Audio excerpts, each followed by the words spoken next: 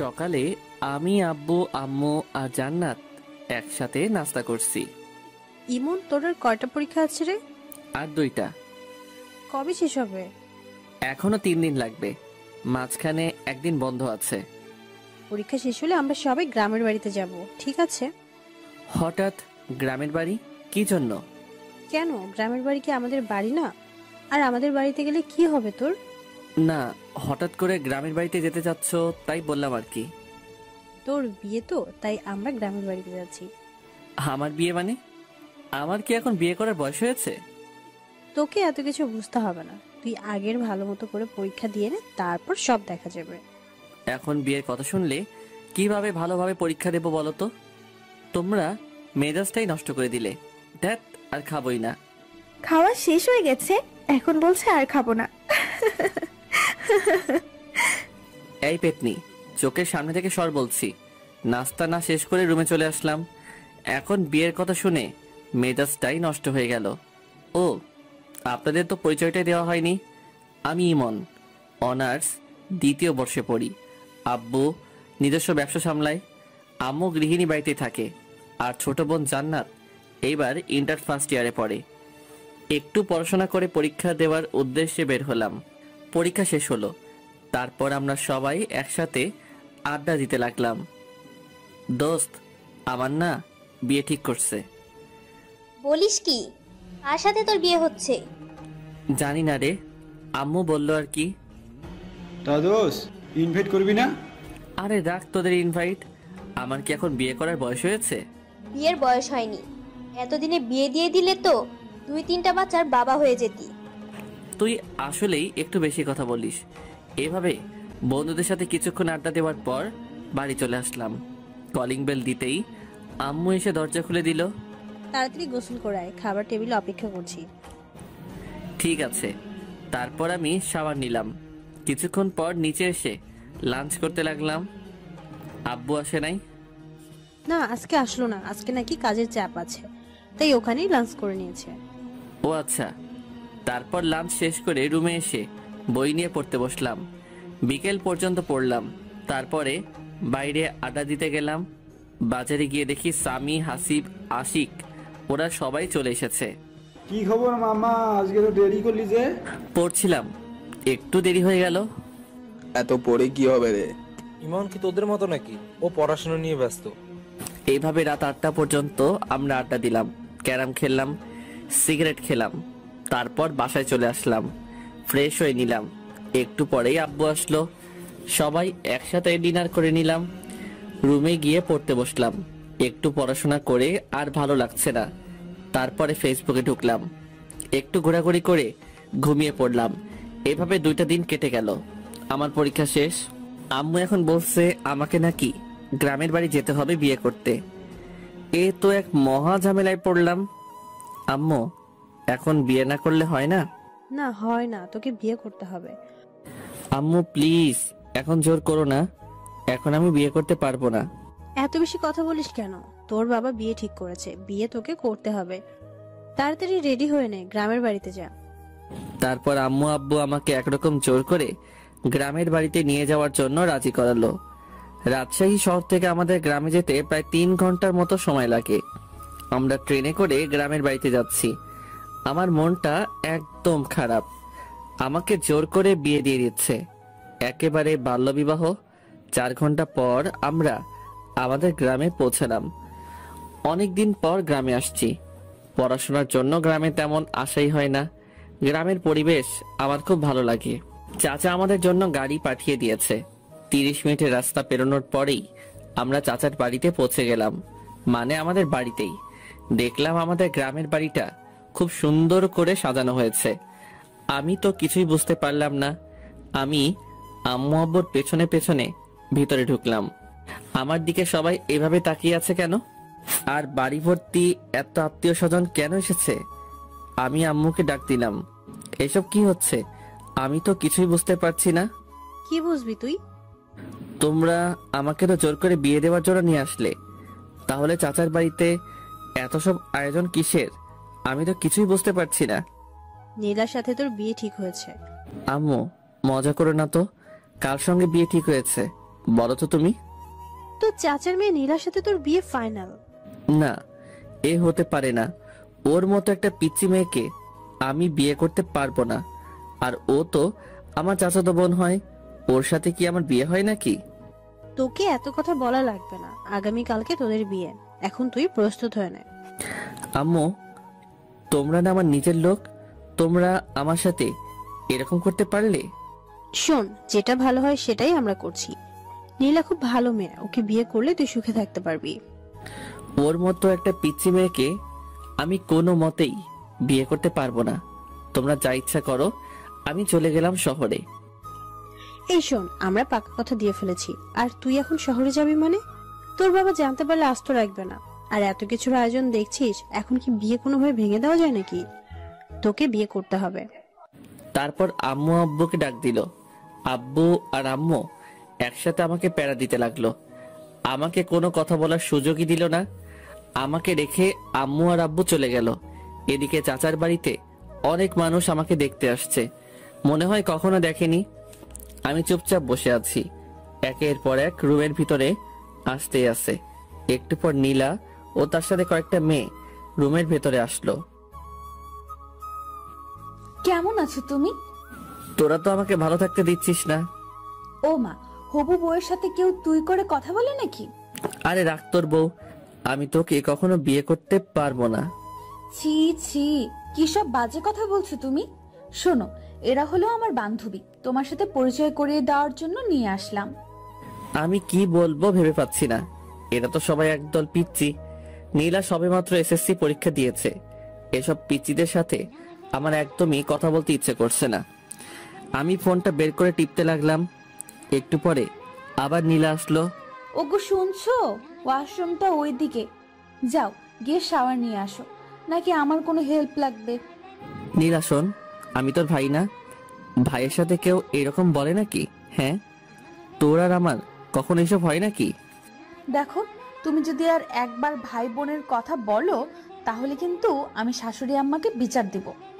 চুপ তুই। তোর মতো একটা পিচ্চি মেয়েকে আমি কখনো বিয়ে করতে পারবো না। চোখের সামনে থেকে সর বলছি। নীলা মুখ গোমরা করে চলে গেল। আমি কি করব ও মুখ গোমরা করলে? ওর সাথে আমার কখনো এরকম হয় নাকি? একটু পর আম্মু আসলে রুমে। এই, তুই নীলাকে কি বলেছিস? কই কিছু বলি নাই তো। বলেছে আম্মু, আমার সাথে খুব খারাপ ব্যবহার করেছে, এমনকি আমাকে মেরেছে। আরে আজব তো, আমি তোকে কখন মারলাম? আম্মু আমাকে বকাবকি করতে শুরু করলো। থাক আম্মু, ওকে আর কিছু বলো না, এরপর থেকে কিছু বললে তারপর বলবে। আচ্ছা ঠিক আছে নীলামা, তুই বলছিস তাই শুনলাম, না হলে ওকে আজ আমি মারতাম। আম্মু, তুমি ওর জন্য আমাকে মারবে? হ্যাঁ, মারবই তো। আম্মু, তুমি আমাকে বিশ্বাস পর্যন্ত করছো না। চুপ তুই, নীলা যা বলে তাই কর বলছি। আম্মু চলে গেল। নীলা শুধু চুপি চুপি হাসছে। এটা কি হলো? কিছুই হলো না, তুমি আমার কথা না শুনলে এরকমই হবে, ঠিক আছে? তুই আমার সাথে এরকম করবি? এরকমই করব। এখন যাও বলছি, শাওয়ার নিয়ে আসো। যাব না। তোর বাপের কি? কি এত বড় কথা? আম্মু! আমি অমনি নীলার মুখটা চেপে ধরলাম। কি করছিস কি? আম্মুকে ডাকার কি দরকার? আমি আম্মুকে বলবো তুমি আমাকে আবার মারছো। তুই মিথ্যে কথা বলবি? কই মিথ্যা বলছি, আম্মুকে ডাকবো? না থাক। ওকে যাও, শাওয়ার নিয়ে আসো। তোর কথা মতো নাকি? আবার থামো, দেখাচ্ছি মজা। এই বলে নীলা আমাকে ঠেলতে ঠেলতে ওয়াশরুমের মধ্যে নিয়ে গেল। ওয়াশরুমের ভিতরে গিয়ে দরজা বন্ধ করে দিল। এই এই এই, এটা কি করছিস তুই? বেশি কথা বলো না, চুপচাপ শাওয়ারের নিচে গিয়ে দাঁড়াও। কি? আমি তোর সামনে গোসল করব? যা বলছি তুই এখান থেকে। এই যে মিস্টার, চোখ নামিয়ে কথা বলো, নয়তো আমি কিন্তু চিৎকার করব। চিৎকার করবি মানে? চিৎকার করব, আর সবাইকে বলবো তুমি আমাকে ওয়াশরুমে নিয়ে এসে দরজা বন্ধ করে দিয়েছো। এই না না, এমন করিস না, আমার লক্ষ্মী বোন। কি? তুমি আবার আমাকে বোন বলছো? দাঁড়াও দেখাচ্ছি। এই বলে নীলা আমার একেবারে কাছে এসে আমার গলা জড়িয়ে ধরলো। আমাকে একটা লিপ কিস দিয়ে পালিয়ে গেল।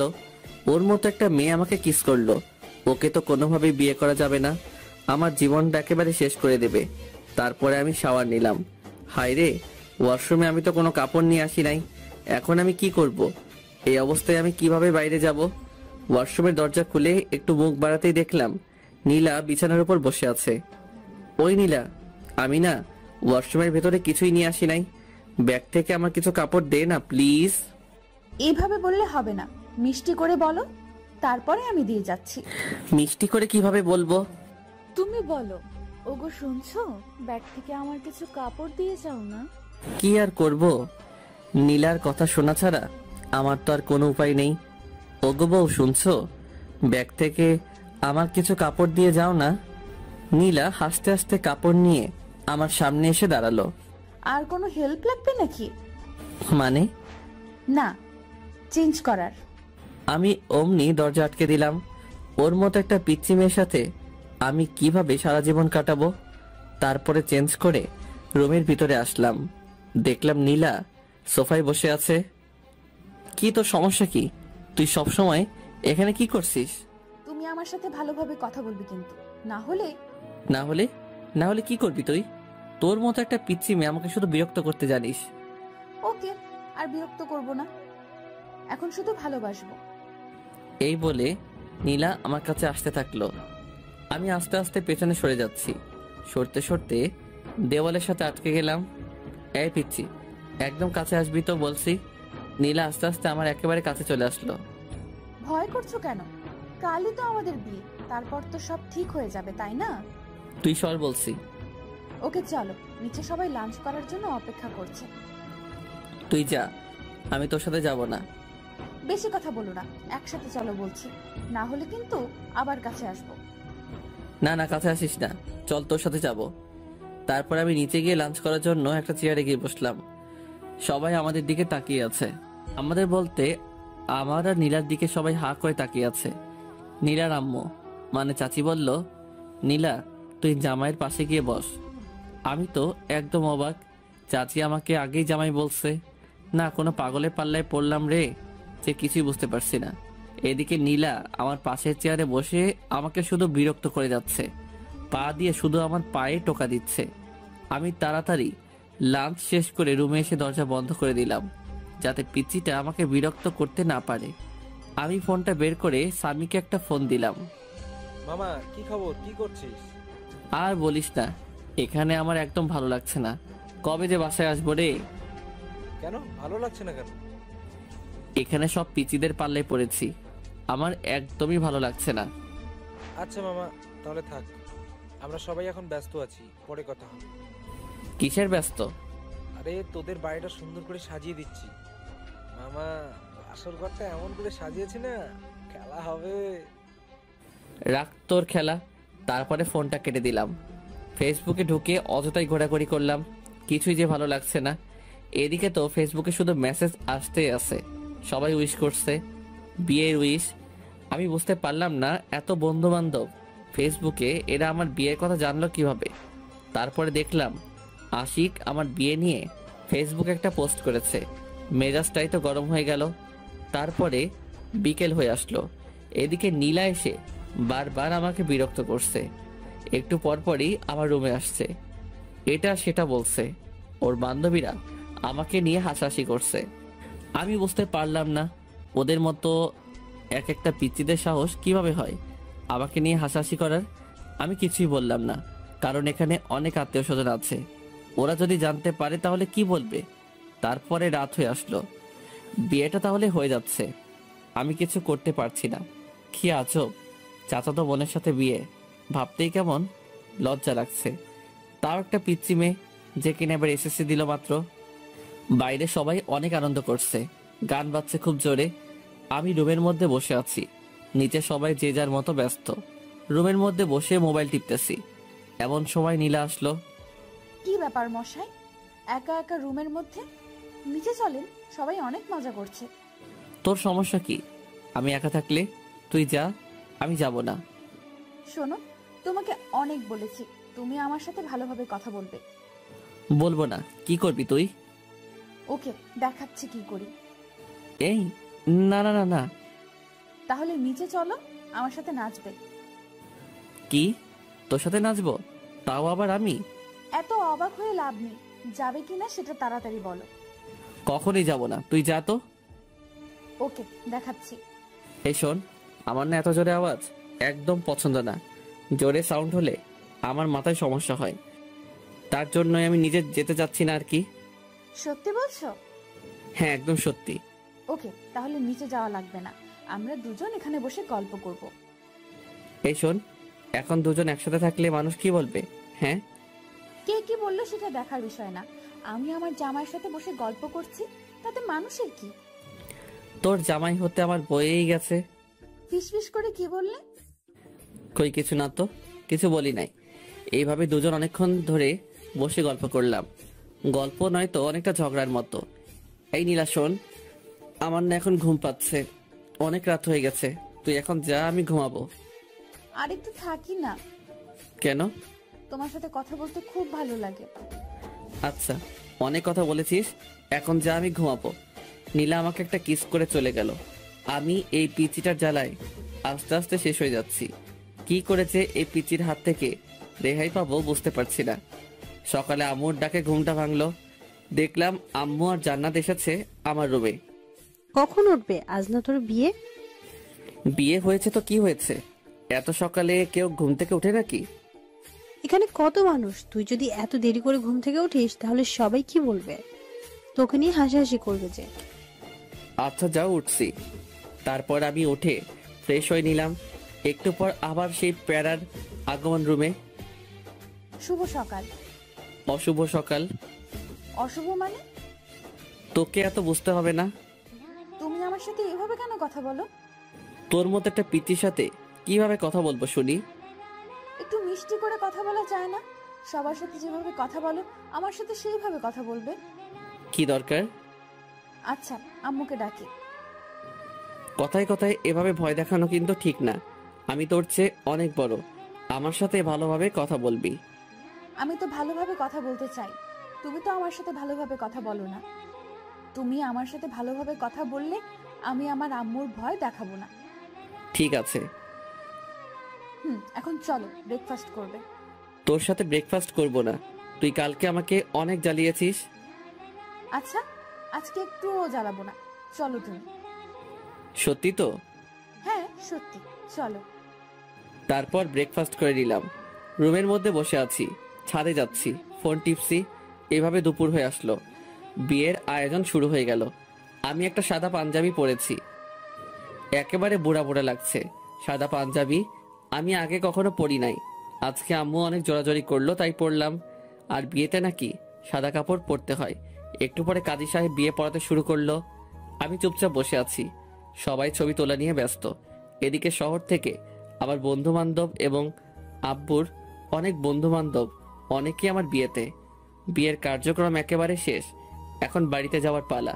চাচা চাচি নীলাকে আমার হাতে তুলে দিল। তারা অনেক কান্নাকাটি করছে, নীলাও অনেক কান্নাকাটি করছে। আমার তো একটু একটু হাসি পাচ্ছে। যাই হোক, চুপচাপ দাঁড়িয়ে থাকলাম। একটু পর আমরা আমাদের বাড়িতে যাওয়ার জন্য রওনা দিলাম। অনেক দূরের রাস্তা, যেতে যেতে প্রায় সন্ধ্যা পেরিয়ে যাবে। নীলা আমার পাশের সিটে বসে আছে, একটু পর পর আমার দিকে তাকাচ্ছে আর হাসছে। আমি তো পিচিটার কাহিনী দেখে একেবারে অবাক, কখনো কাঁদছে কখনো হাসছে, কিছুই বুঝতে পারছি না। কিছু দূর যাওয়ার পরে নীলা আমার কাঁধে মাথা রেখে ঘুমিয়ে পড়ল।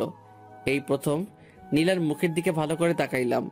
বাহ, পিচিটাকে দেখতে কিন্তু খুব সুন্দর লাগছে, একেবারে বউ বউ লাগছে। এই আমি কি সব ভাবছি, নীলার মতো একটা পিচি মেয়েকে নিয়ে? ওকে তো আমি কোনোদিনও বউ হিসেবে মেনে নিব না। আমি কি সব আজে বাজে চিন্তা করছি। এভাবে নানান কথা ভাবতে ভাবতে সন্ধ্যায় বাড়িতে পৌঁছে গেলাম। গাড়ি থেকে নামতেই আমি রীতিমতো অবাক। ওয়াও, আমাদের বাড়িটাকে দেখতে কি সুন্দর লাগছে, কি সুন্দরভাবে লাইটিং করা হয়েছে। বাড়িটার সৌন্দর্য দেখে আমি মুগ্ধ হয়ে যাচ্ছি। বাড়ি দেখতে দেখতেই ভেতরে চলে আসলাম। আমি আমার রুমে যাব, অমনি দেখলাম দরজায় একটা তালা ঝুলানো। তারপরে দেখলাম সামি, আশিক, হাসিব সবাই দরজার সামনে চলে আসলো। কি খবর? এই সন্ধ্যায় বাসর ঘরে যাওয়ার জন্য এত আগ্রহ? না, বাসর ঘরে যাব মানে? আমি তো আমার রুমে যাচ্ছিলাম। বুঝেছি ভাই, আমাদের আর বোঝাতে হবে না, আর একটু ধৈর্য ধরে অপেক্ষা কর ভাই। আমি কোনো কথা না বলে পাশের রুমে ফ্রেশ হতে চলে গেলাম। আম্মু এসে আমাকে আরেকটা পাঞ্জাবি দিল, বলল তুই এই পাঞ্জাবিটা পর। আম্মু, সাদা কালারের পাঞ্জাবি পরতে একদম ভালো লাগে না। আমি এখন পাঞ্জাবি পরবো কেন? আমি এখন টি শার্ট পরবো। বাসুরাতে কেউ টি শার্ট পরে নাকি? আচ্ছা তুই থাম, আমি সাদাটা চেঞ্জ করে অন্য একটা কালারের পাঞ্জাবি নিয়ে আসছি। আচ্ছা ঠিক আছে। ফ্রেশ হয়ে বন্ধুদের সাথে আড্ডা দিতে লাগলাম। সবাই মিলে অনেক মজা করছি। সবাই তো শুধু বাসর ঘর করছে। আমার তো শুনতে একদমই ভালো লাগছে না। রাত 11টা বেজে গেল। আম্মু আব্বু এসে আমাকে বকাবকি করতে শুরু করে দিল। তোর বুদ্ধি বলতে কিছুই নেই। এখন রাত 11টা বেজে গেছে আর তুই এখনো বসে আছিস? যা তাড়াতাড়ি রুমে যা। মাথা নিচু করে চুপচাপ রুমে যাচ্ছি। দরজার সামনে যেতেই স্বামী আমার কাছে আসলো। মামা, বালিশের নিচে রাখা আছে। তোর শালা শর্ত সামনে থেকে। তারপর আমি দরজা খুলতেই পুরোপুরি অবাক হয়ে গেলাম। রুমটা এত সুন্দর করে সাজানো আমি কিছুতেই বোঝাতে পারবো না। আমি এদিকে ওদিকে ঘুরে রুমটা দেখতে লাগলাম। বিছানাটাও খুব সুন্দর করে সাজানো। চোখ পড়লো নীলার দিকে। দেখলাম বিছানার মাঝখানে ঘোমটা দিয়ে বসে আছে। আমি সোফায় গিয়ে বসে পড়লাম। আই, তুমি সোফায় কেন বসলে? তোর মাথায় বসবো নাকি? বাসর রাতে কেউ কারো মাথায় বসে না। তুমি আমার সামনে এসে বসো। তোর সামনে আমি বসবো না। এটা কিন্তু বাড়াবাড়ি হয়ে যাচ্ছে। কাছে আসো বলছি। শোন, তোর মতো একটা পিচ্চি মেয়েকে আমি বউ হিসেবে কখনোই মেনে নেব না। কেন, আমার দোষ কি? কি করেছি আমি? জানি না কি তোর দোষ, কিন্তু তোর মতো একটা পিচ্চি মেয়েকে আমি আমার বউ করে নিতে পারবো না। কেন আমাকে বউ হিসেবে মেনে নিবে না? তাহলে কেন আমাকে বিয়ে করলে? আব্বু আম্মুর জোরাজোরিতে তোকে বিয়ে করেছি, না হলে কখনোই তোর মতো পিচ্চিকে আমি বিয়ে করতাম না। বিয়েটা কি একটা ছেলে খেলা পেয়েছো নাকি, যে তুমি তোমার আব্বু আম্মুর জোরাজোরিতেই আমাকে বিয়ে করবে আর আমার জীবনটা নষ্ট করে দেবে? তোর জীবন নষ্ট করতে চাইনি। বিয়ে করেছো আর এখন বলছো বউ হিসেবে মানি না? দেখাচ্ছি তোমায়। নীলা বিছানা থেকে নেমে আমার কাছে আসছে। দেখ পিচ্চি, একদম আমার কাছে আসার চেষ্টা করবি না, না হলে কিন্তু খবর আছে। কি করবে তুমি শুনি? মারবো তোকে। আম্মু, আম্মু, তোমার ছেলে আমাকে মারছে। এই পিচ্চি, চিৎকার করছিস কেন? আমি তোকে কখন মারলাম? মারতে চেয়েছো তো নাকি? মারতে চেয়েছি কিন্তু মারি নাই তো। আচ্ছা তোকে মারবো না, এখন আমি ঘুমাবো। আর একটা কথাও বলবি না। ওই বাসর রাতে কেউ ঘুমায় নাকি? আর তুমি বিছানায় চলো। সোফায় কেন বসে আছো? তোর কাছে আমি যাব না, আমার থেকে দূরে থাকবি। কি দূরে থাকবো? দাঁড়াও দেখাচ্ছি। এই বলে নীলা আমার কোলে এসে বসলো। এই পিচ্চি, কি করছিসটা কি? ওঠ বলছি। উঠবো না, আর তুমি এত কথা বলবে না, না হলে কিন্তু আমি চিৎকারও করবো, তখন বুঝবে কি হয়। না, চিৎকার করিস না। তারপরে নীলা আমার হাত ধরে আমাকে বিছানায় নিয়ে গেল। তোর সঙ্গে একসাথে ঘুমাতে পারবো না। ঘুমাতে কে বলছে? তাহলে দেখবে। কি দেখবো? এই বলে নীলা আমাকে ধাক্কা দিয়ে বিছানায় ফেলে দিল। তারপরে আমার বুকের উপরে উঠে গলা জড়িয়ে ঠোঁটে ঠোঁট লাগিয়ে দিল।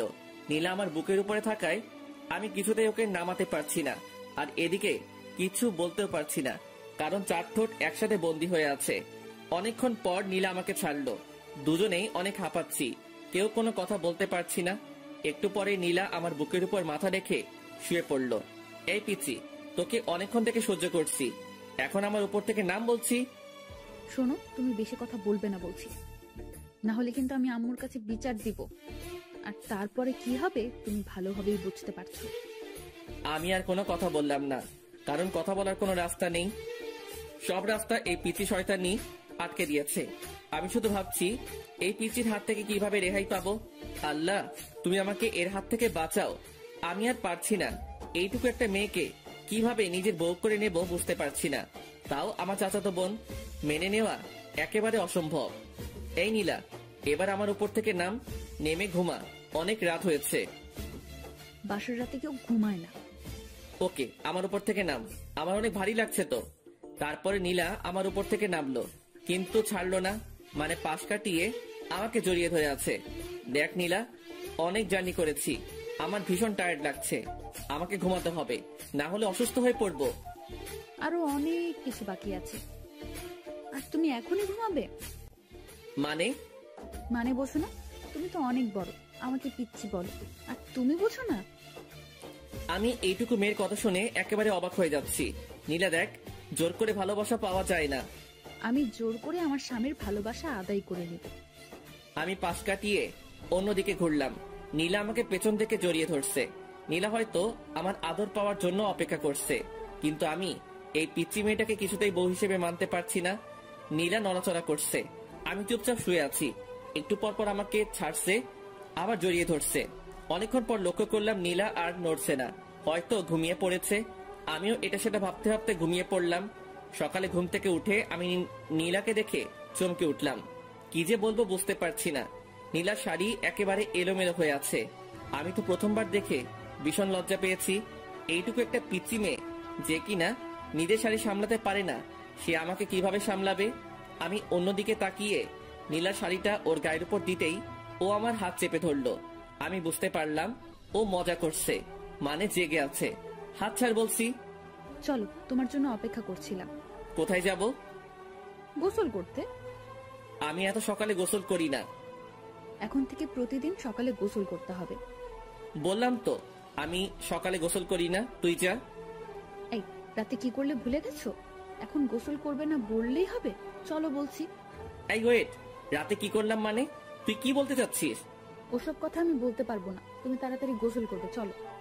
এই বলে নীলা আমাকে টানতে টানতে ওয়াশরুমের মধ্যে নিয়ে গেল। আমি তো একেবারে ভেবাচেকা খেয়ে গেলাম। নীলের সাথে এসব কি করলাম আমি, ভাবতে লজ্জা লাগছে। নীলা শাওয়ার ছেড়ে দিল, অমনি আমার ধ্যান ভেঙে গেল। এই কি করছিসটা কি? কেন, গোসল করছি। এই বলে দুজন একসাথে? তুই বাইরে যা। এই শোনো, এখন থেকে দুইজন একসাথে গোসল করবো, ঠিক আছে? না, একসাথে কখনোই গোসল করব না, তুই বের হয়ে যা বলতেছি। নীলা আমাকে জড়িয়ে ধরলো, দুজনেই কাক ভেজা হয়ে ভিজে গেছি। তারপরে নীলা আমাদের কাপড়গুলো ছাদে শুকাতে দিয়ে আসলো। আমি রুমের মধ্যে বসে আছি। একটু পর নীলা আসলো, এসে চিরুনি করতে লাগলো। নীলা একটু পর পর আমার দিকে তাকাচ্ছে আর হাসছে। আমি তো শুধু রাতের কথাই ভাবতেছি, কি করলাম এগুলা। জান্নাত রুমের মধ্যে আসলো। ভাইয়া, তোমরা নিচে চলো, ব্রেকফাস্ট করার জন্য সবাই বসে আছে। তারপরে আমরা তিনজন একসাথে নিচে গেলাম, গিয়ে ব্রেকফাস্ট করতে লাগলাম। আম্মু খাবার সার্ভ করে দিচ্ছে। বড় আম্মু, এগুলো আমাকে দাও, আমি সার্ভ করে দিচ্ছি। তুমি বরং বসে পড়ো, একসাথে খেয়ে নাও। এই পাগলি মেয়ে, এখন তো আমি তোর বড় আম্মু নই, এখন আমাকে শুধু আম্মু বলে। ঠিক আছে আম্মু, তুমি বসে পড়ো, আমি সার্ভ করছি। এই না, তুই তো অনেক ছোট, তুই এখন এগুলা করবি না, বড় হয়ে তারপরে করবি। ঠিক আছে আম্মু। তারপরে আমি ব্রেকফাস্ট শেষ করে ছাদে গেলাম। বসে বসে শুধু রাতের কথাই ভাবছি, কি বলতে কি করে ফেললাম। একটু পরে আশিক, হাসিব, সামি এরা ছাদে আসলো। কি খবর মামা, কেমন এনজয় করলি? খুব ভালো, তোরাও এবার একটা করে বিয়ে করে ফেল। করব, সময় হলে ঠিকই করব। তাড়াতাড়ি। এভাবে বন্ধুদের সাথে অনেকক্ষণ আড্ডা দিলাম। একটু পর নীলার বাড়ির লোকজন আসবে। আব্বু আমাকে বাড়িতে থাকতে বলতেছে। আশিক, হাসিব এরা সবাই নিচে চলে গেল, ওদের নাকি কিছু কাজ আছে। আমি ছাদে বসে আছি, রুমে যাচ্ছি না, কারণ রুমে গেলে নীলা দুষ্টামি করতে শুরু করবে। কিছুক্ষণ পর নীলা আমাকে খুঁজতে খুঁজতে ছাদে চলে আসলো। তুমি এখানে কি করছো? আর আমি তোমাকে সারা বাড়ি খুঁজে পাচ্ছি না। আমাকে কেন খুঁজছিস? না, এমনি। তুমি আমার কাছাকাছি না থাকলে আমার ভালো লাগে না। কিন্তু আমার তোর কাছে থাকতে একদম ভালো লাগে না, তাই তোর থেকে দূরে আছি। যা, এখন তুই নিচে যা, আমাকে আমার মতো থাকতে দে। শোনো, তুমি কিন্তু এরকম করলে আমি আম্মুর কাছে বিচার দিব। কি বারবার আম্মু আম্মু করে ভয় দেখাস? যা তো চোখের সামনে থেকে। নীলা ছাদ থেকে নিচে চলে গেল। একটু পর আম্মুকে ডেকে নিয়ে আসলো ছাদে। এই, তুই বৌমার সাথে ভালোভাবে কেন কথা বলি? কই, ভালোভাবেই তো কথা বলি। না আম্মু, আমার সাথে একদম ভালোভাবে কথা বলে না, আমাকে শুধু কথায় কথায় ধমক দেয়। এরপর থেকে যদি বৌমার সাথে এরকম ব্যবহার করিস তাহলে কিন্তু খবর আছে। তোর আব্বুর সাথে সবকিছু বলবো, তারপর বুঝবি। না আম্মু, এরপর থেকে আর ধমক দিয়ে কথা বলবো না। এবার থেকে ভালোভাবে কথা বলবো, ঠিক আছে? আচ্ছা ঠিক আছে, এরপর থেকে আর যেন এরকম কিছু না শুনি। আচ্ছা ঠিক আছে আম্মু। তারপরে আম্মু চলে গেল। নীলা মুচকি হাসছে। এই পিচ্ছি, আমাকে বারবার বকা খাওয়াতে তোর বুঝি ভালো লাগে? না, একদমই ভালো লাগে না। আমার প্রাণের স্বামী ছোট বাচ্চাদের মতো তার আম্মু আব্বুর কাছে বকা খায়, এগুলো আমার একদমই ভালো লাগে না। তাহলে কেন বারবার আম্মুর কাছে বিচার দিস? কারণ তুমি আমার সাথে ভালোভাবে কথা বলো না, আমার কথা একটাও শোনো না। আচ্ছা, এবার থেকে শুনবো। আর শোন, রাতের ওই বিষয়টার জন্য সরি। আসলে আমি ঘুমের মধ্যে কি করেছি বুঝতে পারি নাই। প্লিজ তুই কিছু মনে করিস না।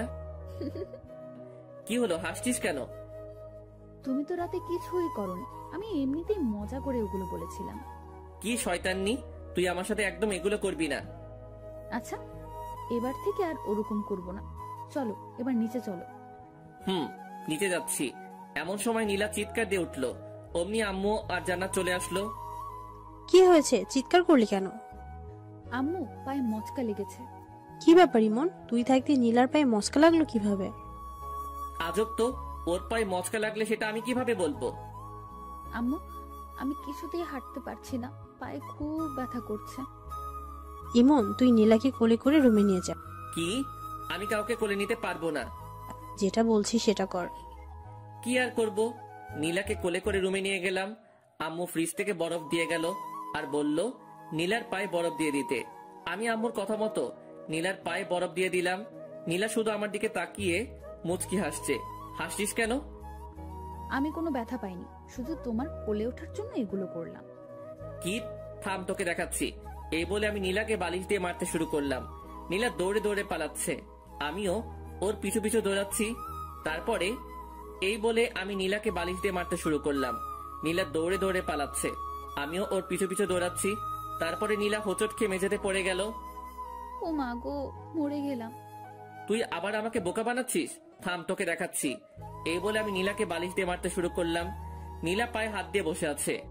শোনো, আমি সত্যিই বলছি, এবার আমার পায়ে খুব লেগেছে, খুব ব্যথা পাচ্ছি। কই দেখি তোর পা। দেখলাম নীলার পা অনেকটা ফুলে আছে। আমি বুঝতে পারলাম এবার ওর পায়ে সত্যি সত্যি লেগেছে। আমি নীলাকে উঠিয়ে বিছানায় শুইয়ে দিলাম। তারপর নীলার পায়ে বরফ লাগিয়ে দিলাম। একটু পর নীলার বাড়ির লোকজন আসলো। আমি আর নীলা সবার সাথে কথা বললাম। আম্মু বলল আমাকে নাকি আজকে নীলার বাড়িতে যেতে হবে, এটা নাকি নিয়ম। আমি অনেক অজুহাত দেখিয়ে না যাওয়ার চেষ্টা করলাম, কিন্তু আমাকে জোর করে পাঠিয়ে দিল। বিকেলের দিকে আমি নীলা আর জান্নাত রওনা দিলাম শ্বশুর বাড়িতে। পৌঁছাতে পৌঁছাতে রাত্রি হয়ে গেল। ওখানে পৌঁছে ফ্রেশ হয়ে ডিনার করে নিলাম। নীলার বাড়িতে এখনো অনেক আত্মীয় স্বজনরা আছে। এখানে এসে জামাই আদর ভালোই পেলাম। রাতে রুমে বসে আছি, এমন সময় নীলা আসলো। এই চলো না, দুজন ছাদে ঘুরে আসি। ভালো লাগছে না, তুই যা। তুমি সবসময় এরকম করো কেন? কি রকম করি? এই যে, আমার একটা কথাও শোনো না। এই রাত্রিবেলা কেউ ছাদে যায় নাকি? আচ্ছা, ছাদে যাওয়া লাগবে না, আমার কাছে আসো। তোর কাছে যাবো মানে?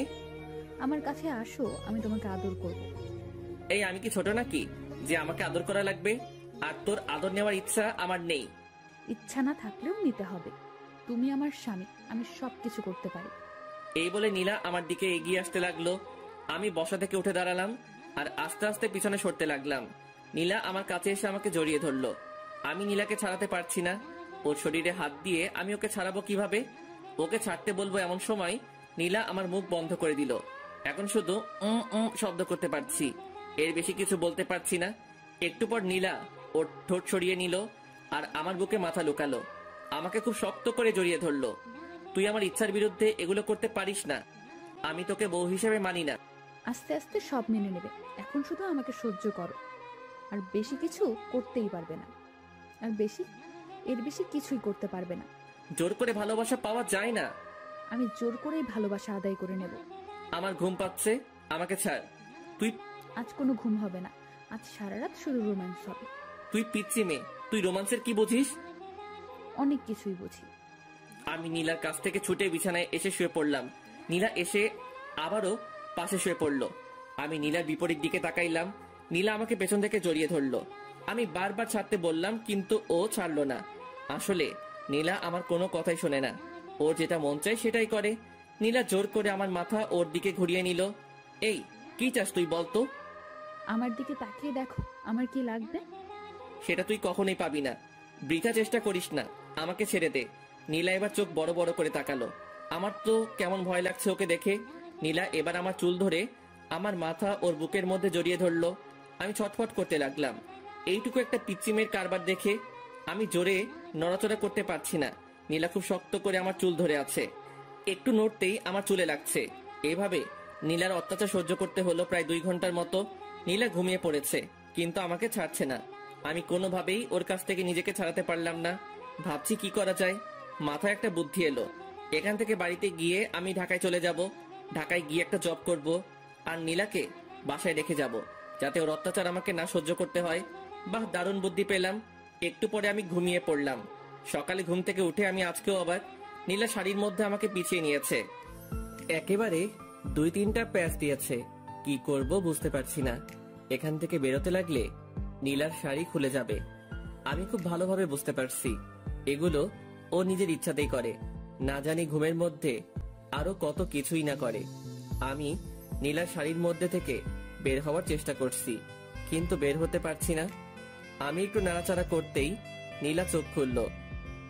আমি জানতাম তুমি আমার কাছে আসবে। এই চুপ কর, আমার মোটেও তোর কাছে আসার কোনো ইচ্ছা নেই। তুই আমাকে তোর শাড়ির মধ্যে প্যাচ দিয়েছিস। ওমা, আমি কোথায় প্যাচ দিলাম?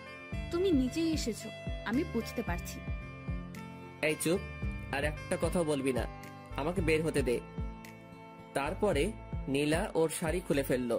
আমি চুপচাপ বিছানা থেকে উঠে ওয়াশরুমে গেলাম। আমি ফ্রেশ হয়ে আসলাম। তারপরে নীলা ফ্রেশ হতে গেল। একটু পরে নিচে গেলাম ব্রেকফাস্ট করতে। ব্রেকফাস্ট করছি এমন সময় চাচি বলল, এখন তো আর চাচি না, এখন আমার শাশুড়ি আম্মা। ইমন, তুমি তো আর গ্রামে আসো না, আজকে নীলার সাথে গ্রামটা ঘুরে দেখো, ঠিক আছে? আচ্ছা ঠিক আছে। আমি কি ভাইয়ের সাথে যেতে পারি না? অবশ্যই, তুমিও যাবে, একসাথে সবাই গ্রামটা ঘুরে দেখবে। আচ্ছা ঠিক আছে, আমরা এখনই যাব। তারপর ব্রেকফাস্ট শেষ করে আমরা 3 জন বেরিয়ে পড়লাম গ্রামটা ঘুরে দেখতে। গ্রাম আমার ভীষণ ভালো লাগে। এখানকার পরিবেশটা কত সুন্দর, কোনো শব্দই নেই। গ্রামের পাশে একটা নদী আছে, নদীর পাশ দিয়ে ঘুরে বেড়াচ্ছি। নদীর সৌন্দর্য অনেক, দুপাশে অনেক কাশফুল। এভাবে নীলার অত্যাচার আর সকালে বিকেলে গ্রামের সৌন্দর্য দেখে দেখে 2টা দিন কেটে গেল। আজ সকালে আমরা শহরে যাব। সবাই নিজ নিজ রেডি হচ্ছি। সবার কাছ থেকে বিদায় নিয়ে রওনা দিলাম শহরের উদ্দেশ্যে। আমাদের বাসায় পৌঁছাতে পৌঁছাতে দুপুর পেরিয়ে গেল। বাসায় এসে ফ্রেশ হয়ে নিলাম। আম্মু লাঞ্চ করার জন্য ডাকলো, কিন্তু লাঞ্চ করলাম না, অনেক টায়ার্ড, তাই সরাসরি রুমে গিয়ে ঘুমিয়ে পড়লাম। বিকেলের দিকে ঘুম ভাঙলো। ঘুম ভাঙতে দেখলাম আমার পাশে নীলা ঘুমিয়ে আছে। আমি উঠে ফ্রেশ হয়ে নিলাম। তারপরে বাইক নিয়ে বেরিয়ে পড়লাম। অনেক দিন থেকে বন্ধুদের সাথে আড্ডা দেওয়া হয়নি। আমি বাজারে পৌঁছালাম। বাড়ি থেকে বের হওয়ার সময় সবাইকে ফোন দিয়ে চলে আসতে বলেছি, কিন্তু এখনো কেউই আসেনি। কিছুক্ষণ অপেক্ষা করার পর আশিক আসলো। কি খবর, কেমন আছিস? এই তো ভালো আছি, তুই কেমন আছিস? বিয়ে করে তো আমাদের ভুলে গেলি। আরে না, তোদের সবাইকে খুব মিস করি। ও আচ্ছা, ভাবির কি খবর, কেমন আছে? হ্যাঁ ভালো আছে। এভাবে দুজনে বসে গল্প করছি। কিছুক্ষণ পর হাসিব আর সামি আসলো। আমরা 4 জন ক্যারাম খেলতে শুরু করলাম। আমরা নিয়মিত ক্যারাম খেলি, কিছুদিন না খেলায় আমি তেমন খেলতে পারছি না। ক্যারাম খেলছি আর সিগারেট টানছি। কখন যে রাত হয়ে গেছে বুঝতেই পারি নাই। আমরা সবাই যে যার বাসায় চলে আসলাম। আমার বাসায় পৌঁছাতে পৌঁছাতে রাত 9টা বেজে গেল। কলিং বেল দিলাম, আম্মু এসে দরজা খুলে দিল। আচ্ছা তোমরা যাও, আমি ফ্রেশ হয়ে আসছি, তারপরে আমি ওয়াশরুমে যাব। এমন সময় নীলা এসে সামনে দাঁড়ালো। কি সমস্যা তোর, সামনে দাঁড়িয়েছিস কেন? তুমি কোথায় গিয়েছিলে আমাকে না বলে? কোথায় যাব না যাব সেটা কি তোকে বলে যেতে হবে নাকি? আই ওয়েট, তুমি কি খেয়েছো? কি খেয়েছি মানে? তুমি স্মোক করো, সিগারেটের গন্ধ বের হচ্ছে। শর্ত সামনে থেকে। আমি নীলার পাশ কাটিয়ে ওয়াশরুমে গেলাম। তারপরে ফ্রেশ হয়ে নিচে গেলাম ডিনার করতে। দেখলাম আম্মু, আব্বু, জান্নাত, নীলা সবাই বসে আছে আমার জন্য, একসাথে ডিনার করবে। তাই আমি গিয়ে বসে পড়লাম। আম্মু খাবার সার্ভ করতে শুরু করলো। আম্মু, তুমিও বসে পড়ো, আমাদের সাথেই খাবে। আচ্ছা ঠিক আছে, বসছি, তোরা খেতে শুরু কর। আব্বু, আমার কিছু কথা ছিল। হ্যাঁ বলো। আব্বু, আমি এখন জব করব। অনেক তো বসে থাকলাম, এখন একটা কোনো কাজ করি। তাছাড়াও এখন তো বিয়ে করেছি, একটা জব করা দরকার। না, তোকে কোনো জব করতে হবে না। দেখ, ভালো লাগে না। আমার একটা কথাও তোমরা শোনো না। আমি ডিনার না শেষ করে রুমে চলে আসলাম। নীলার কাছ থেকে বাঁচার একটা বুদ্ধি পেলাম, এটাও আব্বু বন্ধ করে দিল। এখন কি করব, কিভাবে এই পিচ্চি শয়তানির হাত থেকে বাঁচবো? একটু পরেই নীলা আসলো। নীলা এসে দরজা লক করে দিল। এই, তোমার সমস্যা কি? কোনো সমস্যা নেই। বলো বলছি। এই শোন, মাথা এমনিতেই গরম হয়ে আছে, আর রাগিয়ে দিস না বলছি। আমি বুঝতে পেরেছি তুমি আমার হাত থেকে বাঁচার জন্য বাইরে জব করতে যেতে চাচ্ছ। একটা কথা শুনে রাখো, আমার হাত থেকে তোমার নিস্তার নেই। তুমি যেখানেই যাও, আমি সব সময় তোমার পাশে থাকবো। তুই আসলেই একটু বেশি কথা বলিস। বেশি দেখছোটা কি? এখন দেখবে। মানে কি বলছিস? মানে তুমি স্মোক করো। এখন আমি সরাসরি আম্মুকে বলে দিব। তুই দেখেছিস আমি স্মোক করি? দেখি নাই, তবে গন্ধ পেয়েছি। এখনই আমি আম্মুকে বলছি। এই বলে নীলা বাইরের দিকে যেতে লাগলো। আমি ওর হাতটা ধরলাম। এই, আম্মুকে বলিস না প্লিজ। এর আগে আম্মু অনেক বকাবকি করেছিল, এমনকি আমাকে চড় মেরেছিল। আচ্ছা বলবো না, আমার কয়েকটা শর্ত আছে। এগুলো শুনলে আমি আর আম্মুকে বলবো না। কি শর্ত? শর্তগুলো মানতে হবে কিন্তু, না হলে আমি সরাসরি আম্মুর কাছে যাব আর গিয়ে বলবো, আম্মু তোমার ছেলে আমাকে মেরেছে, আমার সাথে খারাপ ব্যবহার করেছে এবং সিগারেট খেয়েছে। আচ্ছা কি শর্ত বল? আমার সাথে ভালো করে কথা বলতে হবে, মানে তুমি করে কথা বলতে হবে। এসব তুই চলবে না, আমি যা বলবো সেগুলো তোমাকে শুনতে হবে। কখনোই পারবো না। ওকে, তাহলে যাই আম্মুর কাছে, গিয়ে বলি তার ছেলে সিগারেট টানার গল্প। না বলিস না। তাহলে আমার কথা শুনতে হবে। আচ্ছা ঠিক আছে, শুনবো। Thank you. এ বলে একটা কিস বসিয়ে দিল। আমি শুধু মাথা নিচু করে থাকলাম, কিছুই করতে পারছি না। আবার একটা বুদ্ধি বের করতে হবে। আই, কি ভাবছো? না কিছু না। ওকে, তাহলে এখন আমাকে একবার জড়িয়ে ধরো। পারবো না সর। দুইটা অপরাধ করলে। দুইটা মানে? এক, আবার তুই করে কথা বলছো, আর দুই, আমার কথা শোনো নাই। আচ্ছা তুমি করে না বললে হয় না? না হয় না, জড়িয়ে ধরো বলছি। কি আর করব, ইচ্ছা না থাকা সত্ত্বেও নীলাকে হালকা করে জড়িয়ে ধরলাম। নীলা মুচকি হাসলো আর আমাকে শক্ত করে জড়িয়ে ধরলো। নীলা প্লিজ, তুমি আমার কাছ থেকে স্বামীর অধিকার চেও না। আচ্ছা চাইবো না, সময় হলে তুমি এমনিতেই দিবে। আচ্ছা ঠিক আছে, এখন ঘুমাই তাহলে। ঠিক আছে চলো। আজ অন্যদিকে তাকিয়ে ঘুমানোর আগেই নীলা আমাকে সামনাসামনি জড়িয়ে ধরলো। কি করব কিছুই বুঝতে পারছি না। আস্তে আস্তে এই পিচি মেয়েটার মায়ায় পড়ে যাচ্ছি। নীলার প্রতি কি আমার বেশি অন্যায় করা হচ্ছে না? আমি কি ওকে আপন করে নেব? না, কি সব ভাবছি। ও তো আমার চাচাতো বোন। চাচাতো বোন কি আর বউ হয়? এই, তুমি কি ভাবছো গো? না কিছু না। বলো বলছি। না তেমন কিছু না। আমার একটা গার্লফ্রেন্ড আছে, ওকে নিয়ে ভাবছি। সত্যি বলছো? হ্যাঁ। তুমি না এখন বিয়ে করেছো? তোমার গার্লফ্রেন্ড থাক বা না থাক, সবকিছু ভুলে যাও। কখনোই পারবো না। এর জন্য তুমি আমাকে আপন করে নিচ্ছ না? হ্যাঁ, নীলা আমাকে ছেড়ে দিল, মনে হয় কষ্ট পেয়েছে। পাক, একটু একটু কষ্ট পেলে আমাকে ছেড়ে চলে যাবে, আর তখনই আমার শান্তি হবে। এই পিচির জ্বালা আমার একদম সহ্য হয় না। তারপরে এটা সেটা ভাবতে ভাবতে ঘুমিয়ে পড়লাম। সকালে ঘুম থেকে উঠে দেখি নীলা আমার পাশে নেই। আজ একটু অবাক হলাম। প্রতিদিন ঘুম থেকে উঠে পিচ্চি যেরকম জ্বালা সহ্য করি, আজকে বেঁচে গেলাম। ব্যাপারটা কি? দেখলাম পিচ্চি গোসল করে বেরিয়ে আসছে, ভেজা চুল নিয়ে। ঘুম থেকে উঠে পড়েছো, যাও গোসল করে আসো। আমার এত সকালে গোসল করতে ভালো লাগে না। দেখো, তুমি যদি সকালে গোসল না করো তাহলে আম্মু ভাববে আমাদের মধ্যে কোনো সম্পর্ক হয়নি, আর তখন তারা অনেক কষ্ট পাবে। তার চেয়ে বরং তুমি গোসল করে আসো। তুই এত কিছু বুঝিস কিভাবে? আবার তুই করে বলছো? ও সরি সরি, তুমি আসলে একটা পিচ্চি। তারপরে আমি ওয়াশরুমে গিয়ে শাওয়ার নিলাম। গোসল শেষ করে রুমে আসতে দেখলাম নীলা চিরুনি করছে। নিচে চলো, আম্মু খাওয়ার জন্য ডাকতে এসেছিল। চল। I stop. আমি তোর থেকে বয়সে ছোট হলে কি হবে? আমি তোর বড় ভাবি, তুই আমাকে রেসপেক্ট দিয়ে কথা বলবি। চলো। তারপর নিচে গিয়ে ব্রেকফাস্ট করতে শুরু করলাম। এমন তুই আজকে নীলিমাকে তোদের কলেজে ভর্তি করে দে, আমি প্রিন্সিপালের সাথে কথা বলছি। তাহলে ভালোই হবে, বাড়ি তিনজন একসাথে কলেজে যাবে। কিছুই বললাম না, কারণ আমি আব্বুর কথার উপর দিয়ে কিছু বলি না। ব্রেকফাস্ট শেষ করে রুমে গিয়ে ভার্সিটিতে যাওয়ার জন্য রেডি হলাম। নীলাও আসলো, রেডি হচ্ছে। ও আজকে কলেজে ভর্তি হবে। রাতে যে কথা বললাম, ওর তো মন খারাপ হয়েছিল। এখন কলেজে ভর্তি হওয়ার কথা শুনে একটু হাসি খুশি লাগছে। আমি বাইরে গিয়ে বাইক নিয়ে দাঁড়িয়ে আছি। এদিকে জান্নাতের আর নীলার আসার কোনো নামগন্ধই নেই। অনেকক্ষণ হয়ে গেল, এখনো আসছে না। আমি ওদেরকে ডাকতে গেলাম, যেতেই দেখি ওরা বেরিয়ে আসছে। এতক্ষণ সময় লাগে নাকি? না আসলে ভাবি আজকে কলেজে প্রথম যাচ্ছে, তার জন্য একটু সাজিয়ে দিচ্ছিলাম আর কি। তাই না নীলু ভাবি? তোদের লেকচার বন্ধ করে বাইকে উঠবি নাকি আমি যাব? এই না, উঠছি। আগে নীলা উঠলো, তারপরে জান্নাত উঠলো। আমি বাইক স্টার্ট দিয়ে ভার্সিটির দিকে যেতে লাগলাম। কেমন লজ্জা লজ্জা লাগছে, নিজের বউকে নিয়ে ভার্সিটিতে যাচ্ছি, তাও আবার পিচ্ছি। কেমনটা লাগে? ভার্সিটিতে পৌঁছে বাইকটা পার্ক করে আমি নীলাকে নিয়ে প্রিন্সিপালের রুমের দিকে যাচ্ছি। সবাই আমাদের দিকে তাকিয়ে আছে। এই, সবাই আমাদের দিকে তাকিয়ে আছে কেন? তোর মতো একটা পিচ্ছি মেয়ে ভার্সিটিতে এসেছে, তাই সবাই তাকিয়ে আছে। নীলা কোনো কথা বলল না। আমি সরাসরি প্রিন্সিপালের রুমে গেলাম। আসসালামু আলাইকুম, আসতে পারি স্যার? ওয়ালাইকুম আসসালাম। আরে ইমন জি, এসো এসো, ভেতরে এসে বসো। জি ধন্যবাদ স্যার। তা হানিমুন বাদে এখনই ভার্সিটিতে আসতে হলো? আমি আর নীলা দুজনে মাথা নিচু করলাম।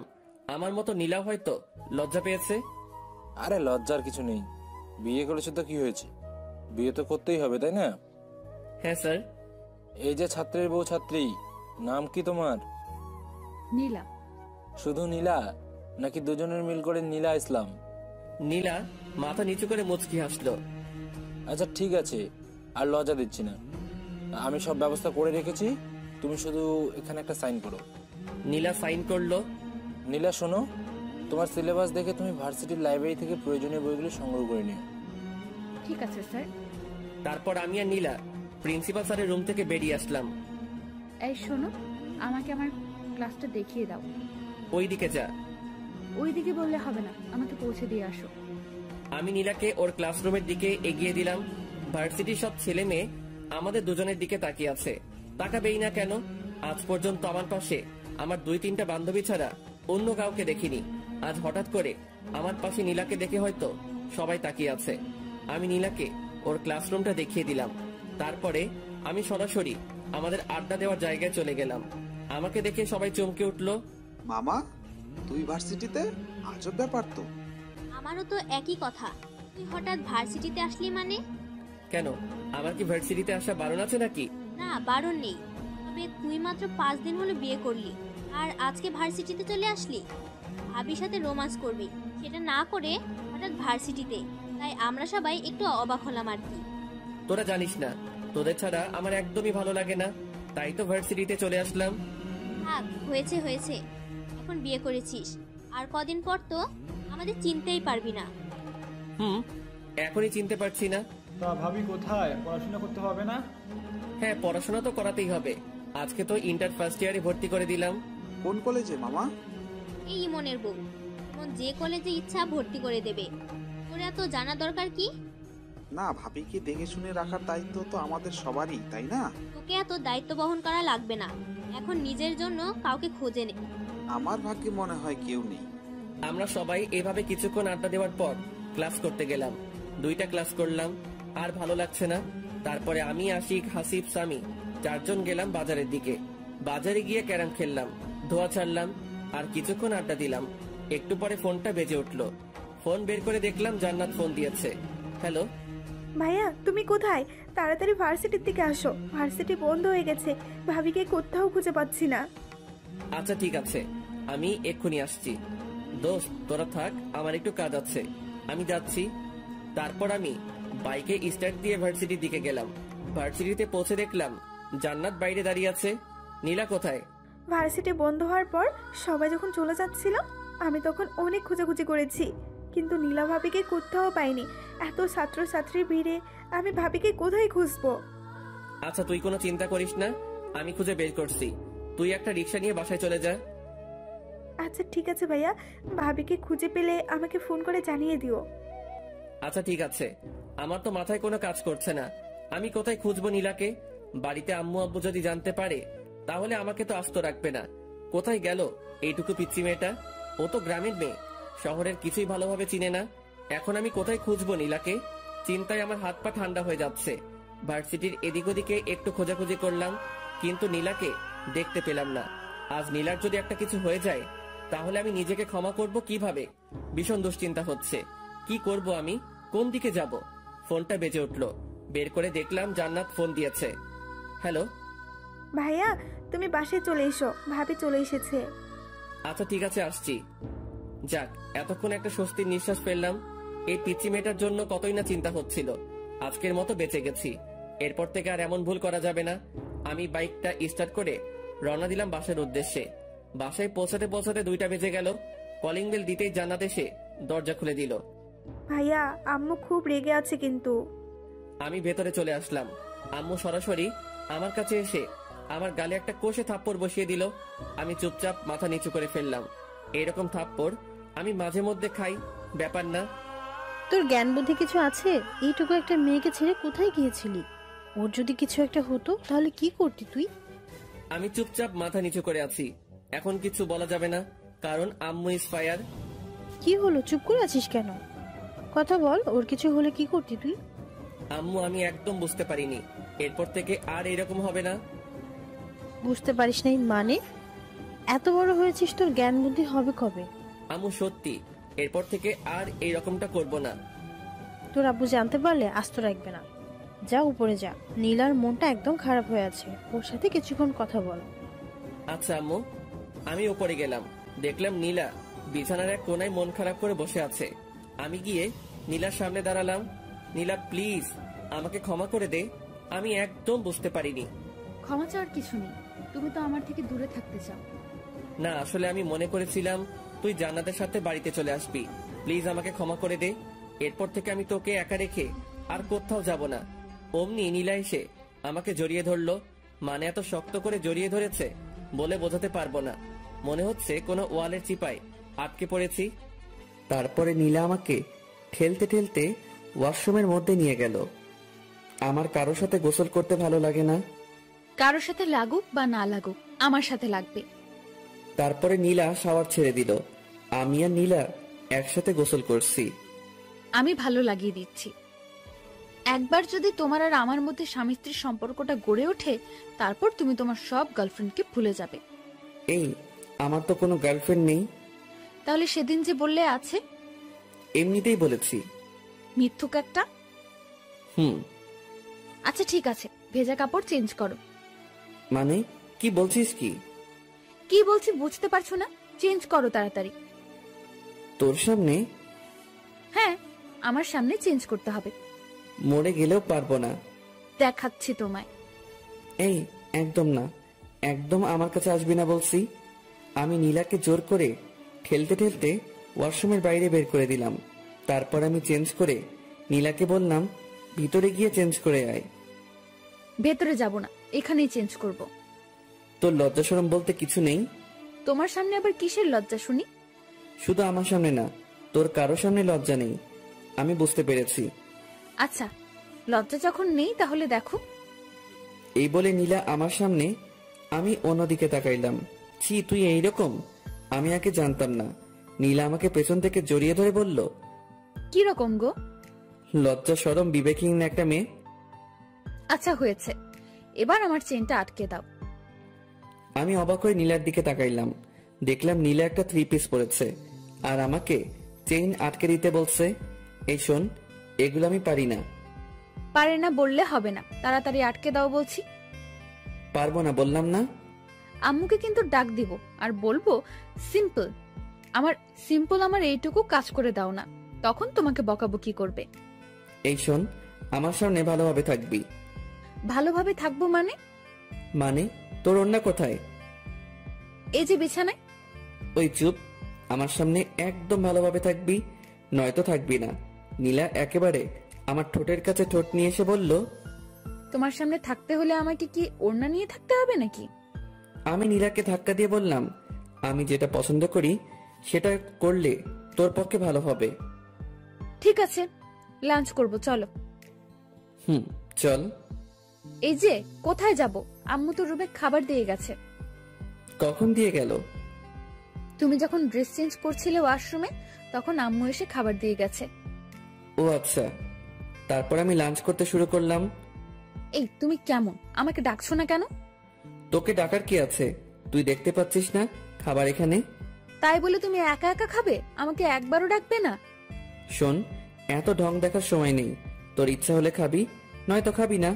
নীলা আমার কাছে আসলো, এসে বলল, আমাকে খাইয়ে দাও। শখ কত? খাইয়ে দাও বলতেছি। কখনোই না। না খাইয়ে দিলে আমি কিন্তু তোমাকে বিরক্ত করব। বিরক্ত করি মানে? দেখবে। আমি কোনো কথা বললাম না, চুপচাপ খেয়ে যাচ্ছি। নীলা এসে আমার কোলের উপর বসলো। এই কি হচ্ছেটা কি? নাম বলছি। বললাম তো খাইয়ে না দিলে বিরক্ত করব। আমি কখনোই তোকে খাইয়ে দেব না, নাম বলছি। না খাইয়ে দিলে আমিও নামবো না। শেষবারের মতো বলছি, নাম বলছি, না হলে কিন্তু ফেলে দেব। ফেলে দিলে তো আম্মু আছে, আম্মুকে ডাকবো, তারপর কি হবে বুঝতেই পারছো। কি করব? এমন দুষ্টু মেয়ে আমি কখনো দেখিনি। আচ্ছা ঠিক আছে, নাম, আমি খাইয়ে দিচ্ছি। প্রথমেই খাইয়ে দিতে বললাম, দিলে না। এখন আমিও নামবো না। যত তাড়াতাড়ি খাইয়ে দিবে তত তাড়াতাড়ি নামবো, আর না হলে দিও না। আমার তো থাকতে ভালোই লাগছে। আর কি করব? নীলাকে খাইয়ে দিতে শুরু করলাম। না খাইয়ে দিলে তো আর নামবে না। আমি নীলাকে খাইয়ে দিচ্ছি, আর নীলা শুধু বারবার আমার হাতে কামড় দিচ্ছে। আমি চুপচাপ সব সহ্য করছি। তাড়াতাড়ি খাইয়ে না দিলে আমার কোল থেকে নামবে না। আচ্ছা, আমার খাওয়া শেষ, এবার তুমি খাও। আমি হাত ধুয়ে নিচ্ছি। এই তুমি শেষ করলে কেন? খাও বলছি। শোন, এত অত্যাচার রিমান্ডের আসামিকেও করে না, আর আমার খাওয়ার ইচ্ছা শেষ। তুমি এমন বলো না, আমি তোমাকে আর জ্বালাবো না। প্লিজ তুমি খেয়ে নাও। কোথা শেষ বললাম না? আচ্ছা, আমি তোমাকে খাইয়ে দিচ্ছি। কোনো দরকার নেই। আমি চুপচাপ বিছানায় গিয়ে শুয়ে পড়লাম। আমার কথা শুনলে না তো? আচ্ছা দেখাচ্ছি, আগে প্লেটগুলো পরিষ্কার করে আসি। একটু একটু ঘুম পাচ্ছে, ঘুমিয়ে পড়বো। এই মুহূর্তেই আবার রিমান্ড শুরু। মানে নীলা এসে খুব জোরে দরজা আটকে দিল। এই এত শব্দ করছিস কেন? আর দরজা আটকে দিলি কেন? আমি কখনো দরজা আটকে দেই না। এখন আমি এসেছি, এখন থেকে দরজা আটকে দিতে হবে। আটকে দিতে হবে মানে? না মানে এখন তো আমরা রোম্যান্স করব, যদি কেউ রুমের মধ্যে চলে আসে তাই আটকে দিলাম। শোন, এখন আমি ঘুমাবো, একদম আমাকে বিরক্ত করবি না। বিরক্তি দেখছোটা কি? তুমি তো আমার একটা কথাও শুনো না, এখন তোমাকে দেখাচ্ছি। এই বলে নীলা আমার পেটের উপর উঠে বসলো। দেখ পিচ্ছি, আমাকে বিরক্ত করিস না। আমি না তোমার বউ? আমি ছাড়া তোমাকে কে বিরক্ত করবে, আদর করবে শুনি? লাগবে না তোর কোনো আদর। দেখো তুমি কি চাও আমি আম্মুকে সব বলে দেই? বলে দেই মানে? এই যে আমাদের মধ্যে কোনো সম্পর্ক গড়ে ওঠেনি, এগুলো আম্মুকে বলে দেই। আমি কোনো কথা বললাম না। দেখো আমি তোমার ভালোবাসা পাওয়ার চেষ্টা করছি, এমন কিছু করো না যাতে জোর করে সবকিছু আদায় করতে হয়, ঠিক আছে? অন্যদিকে তাকিয়ে শুয়ে রইলাম। নীলা আমার উপর শুয়ে পড়লো। তারপরে শুরু করলো পিচ্চির অত্যাচার। মানে গলায় গালে কিস করতে শুরু করলো, আবার পুরুষত্ব জেগে উঠতে শুরু করলো। আমি অনেক কষ্টে নিজেকে কন্ট্রোল করছি। তারপরে নীলা যা করলো সেটার জন্য মোটেও প্রস্তুত ছিলাম না। নীলাও ড্রেস খুলে ফেলেছে। আমি ধাক্কা দিয়ে নীলাকে আমার উপর থেকে সরিয়ে দিলাম। কি হচ্ছেটা কি এগুলো? না মানে আমার খুব গরম লাগছে। গরম লাগছে ঠিক আছে, তাই বলে এগুলো কেমন অসভ্যতা? নীলা আমার কোনো কথা শুনছে না। আমি ওর গালে একটা চড় বসিয়ে দিলাম। ফাইজলামির একটা সীমা থাকা দরকার। তোর অনেক পাগলামি আমি সহ্য করেছি, কিন্তু আর নয়। একটা কথা বলছি, ভালোভাবে শুনে নে। আমি তোকে কখনো আমার বউ হিসেবে মানি না। কথাগুলো বলেই আমি রুম থেকে বেরিয়ে পড়লাম।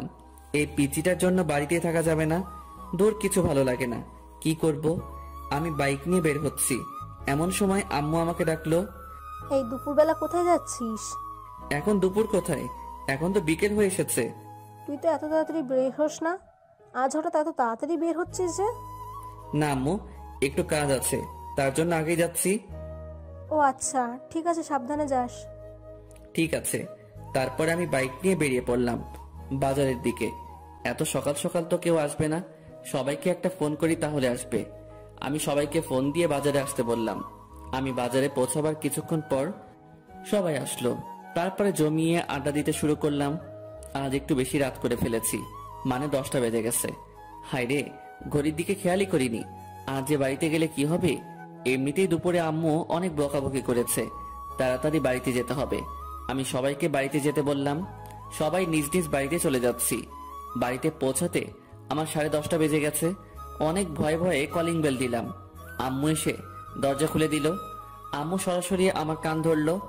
এই বিলাই, কয়টা বাজে এখন? 10:30 আম্মু। খুব তো বড় গলায় বলেছিস 10:30। তোকে না আমি 9টার মধ্যে বাড়ি আসতে বলেছি? আসলে আব্বু আজকে একটু আশিকের বাসায় ছিলাম, তাই আস্তে আস্তে একটু দেরি হয়ে গেছে।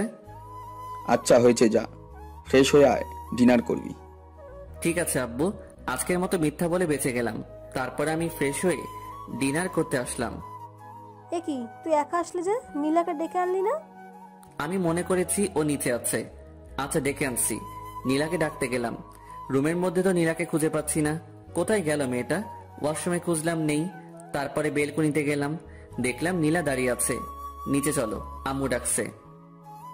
আমার ক্ষুধা লাগেনি, আমি খাবো না। খাওয়ার জন্য নয়, তোকে ডাকছে। এই বলে আমি চলে আসলাম। নীলাও আমার পিছু পিছু আসলো। আম্মু, তুমি আমাকে ডেকেছো? অনেক রাত হয়েছে, আয় খেয়ে নে। আম্মু, আমার একদম ক্ষুধা লাগেনি। ক্ষুধা লাগেনি মানে? কি হয়েছে মা, বলতো? কই আম্মু, কিছু হয়নি তো। তোর মন খারাপ লাগছে? কি হয়েছে মা, আমাকে বল। না আম্মু, আমার কিছুই হয়নি, এমনিতেই ভালো লাগছে না। এদিকে আয় তো মা। আম্মু নীলাকে খাইয়ে দিতে শুরু করলো। আমি আর জান্নাত হা করে তাকিয়ে থাকলাম। না, হা করে তাকিয়ে থাকলে হবে না। দুপুরে একবার পিচিটার জন্য খেতে পারি নাই, এখন আমাকে খেতে হবে। অনেক ক্ষুধা লাগছে। ইমন শোন, কালকে বিকালে নীলাকে নিয়ে গিয়ে একটা ফোন কিনে দিস। ওর তো বাড়িতে কথা বলতে লাগে, আর ও তোকে ফোন দিয়ে তাড়াতাড়ি বাড়ি আসতে বলবে। তোকে তো ফোন না করলে তুই প্রত্যেক দিনই রাত 10টা বাজিয়ে দিস। ঠিক আছে আব্বু। তোর আম্মুর কাছ থেকে টাকা নিয়ে যাস। আচ্ছা। তারপরে আমি ডিনার শেষ করে রুমে গেলাম। একটু পর নীলা আসলো। নীলা এসে দরজা লক করে দিল। আমি নীলার দিকে তাকাইলাম, কিন্তু ও আমার দিকে তাকালো না। সোজাসুজি বিছানায় এসে অন্যদিকে ঘুরে শুয়ে পড়লো। আমার উপর অভিমান করে আছে হয়তো।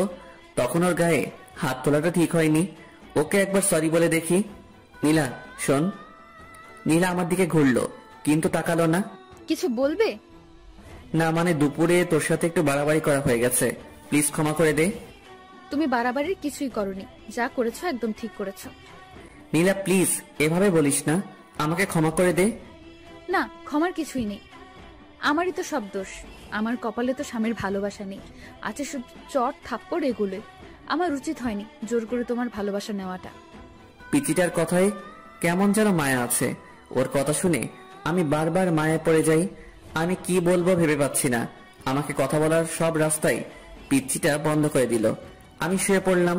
একটু পরপর নীলার দিকে তাকাচ্ছি, কিন্তু ও আমার দিকে তাকাচ্ছে না। যে মেয়েটা সব সময় জড়িয়ে ধরতো, এটা করতো ওটা করতো, আর আজকে চুপচাপ শুয়ে আছে, ভাবা যায়। কিছুক্ষণ পর আমি ঘুমিয়ে পড়লাম। সকালে ঘুম ভাঙতে ভারী কিছু অনুভব করলাম। চোখ খুলে দেখলাম নীলা আমার বুকের উপরে উঠে ঘুমাচ্ছে। আমি বারবার অবাক হয়ে যাই, ঘুমের মধ্যে এই পিচি মেয়েটা কি নাইবা করে ভেবে পাই না। নীলা ঘুমাচ্ছে, তাই আমি আর ওকে নামিয়ে দিলাম না। আমিও চোখ বন্ধ করে শুয়ে রইলাম। কিছুক্ষণ পর নীলার নড়াচড়া অনুভব করলাম। নীলার হয়তো ঘুমটা ভেঙে গেছে। নীলা আমাকে কয়েকটা কিস করে উঠে গেল। কি মেয়ে রে বাবা, কাল রাতে অভিমান করে আমার কাছে আসলো না, আবার আমি ঘুমানোর পর আমার বুকে আরো যে কিসব করে এগুলো তো বলতে পারছি না। আমি কিছুক্ষণ পর উঠে শাওয়ার নিলাম, তারপর রুমে এসে একটু পড়তে বসলাম। অনেকক্ষণ পর নীলা এসে বলল, ব্রেকফাস্ট করবে চলো, আর কলেজে যাওয়ার সময় হয়ে গেছে। আমি নীলার পিছু পিছু ব্রেকফাস্ট করতে গেলাম। ব্রেকফাস্ট শেষ করে রুমে এসে ভার্সিটিতে যাওয়ার জন্য রেডি হচ্ছি। নীলাও এসে রেডি হচ্ছে, ও তো কলেজে যাবে। কিরে, অভিমান কমেনি? না, কমেনি।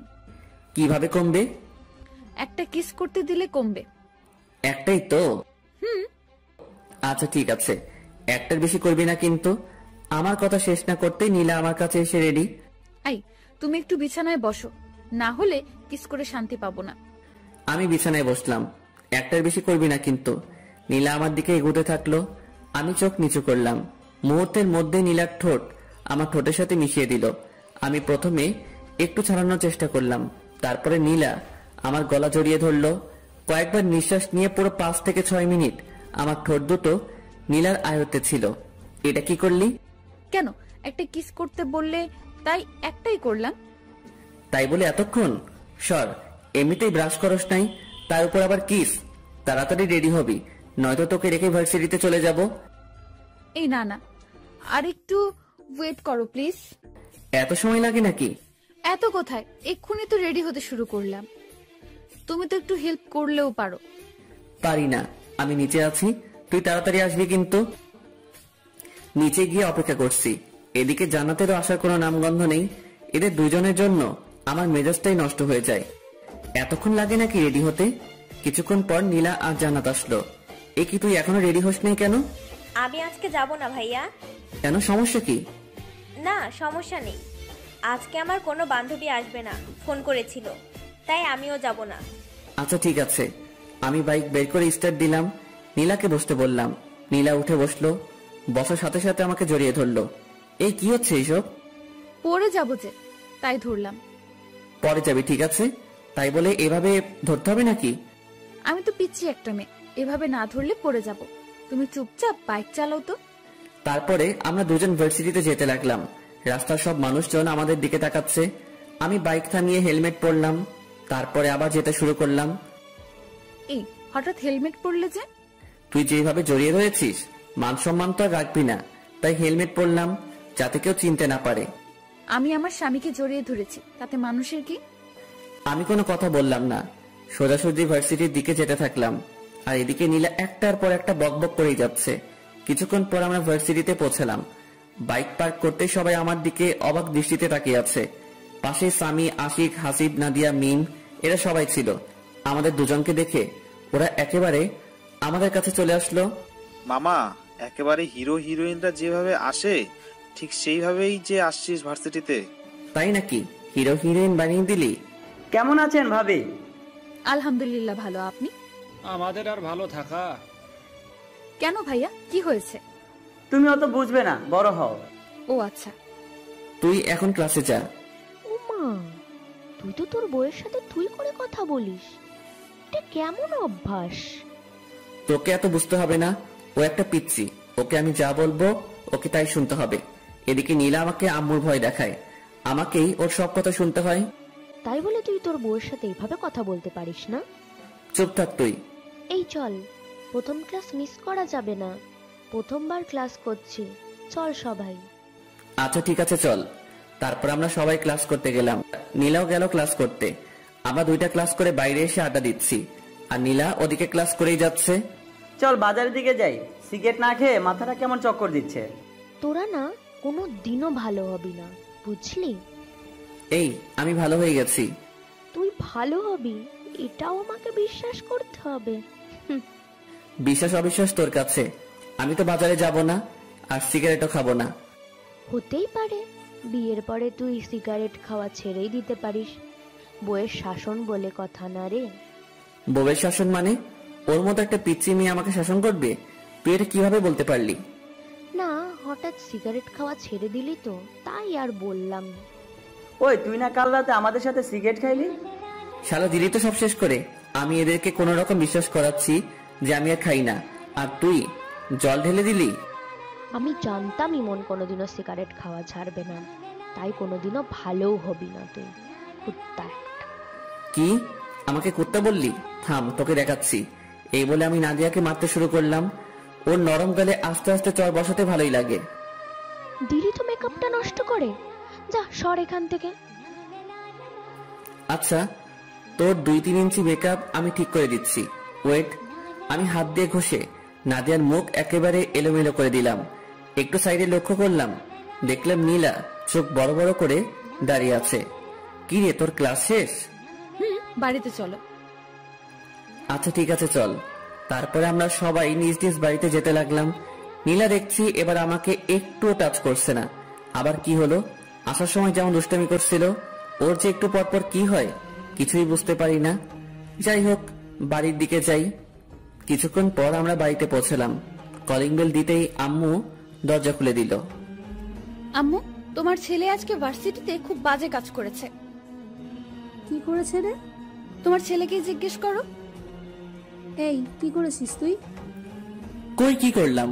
আমি তো কিছুই করি নাই। মিথ্যা বলছে আম্মু। আচ্ছা, কি করেছে তুই বল তো মা।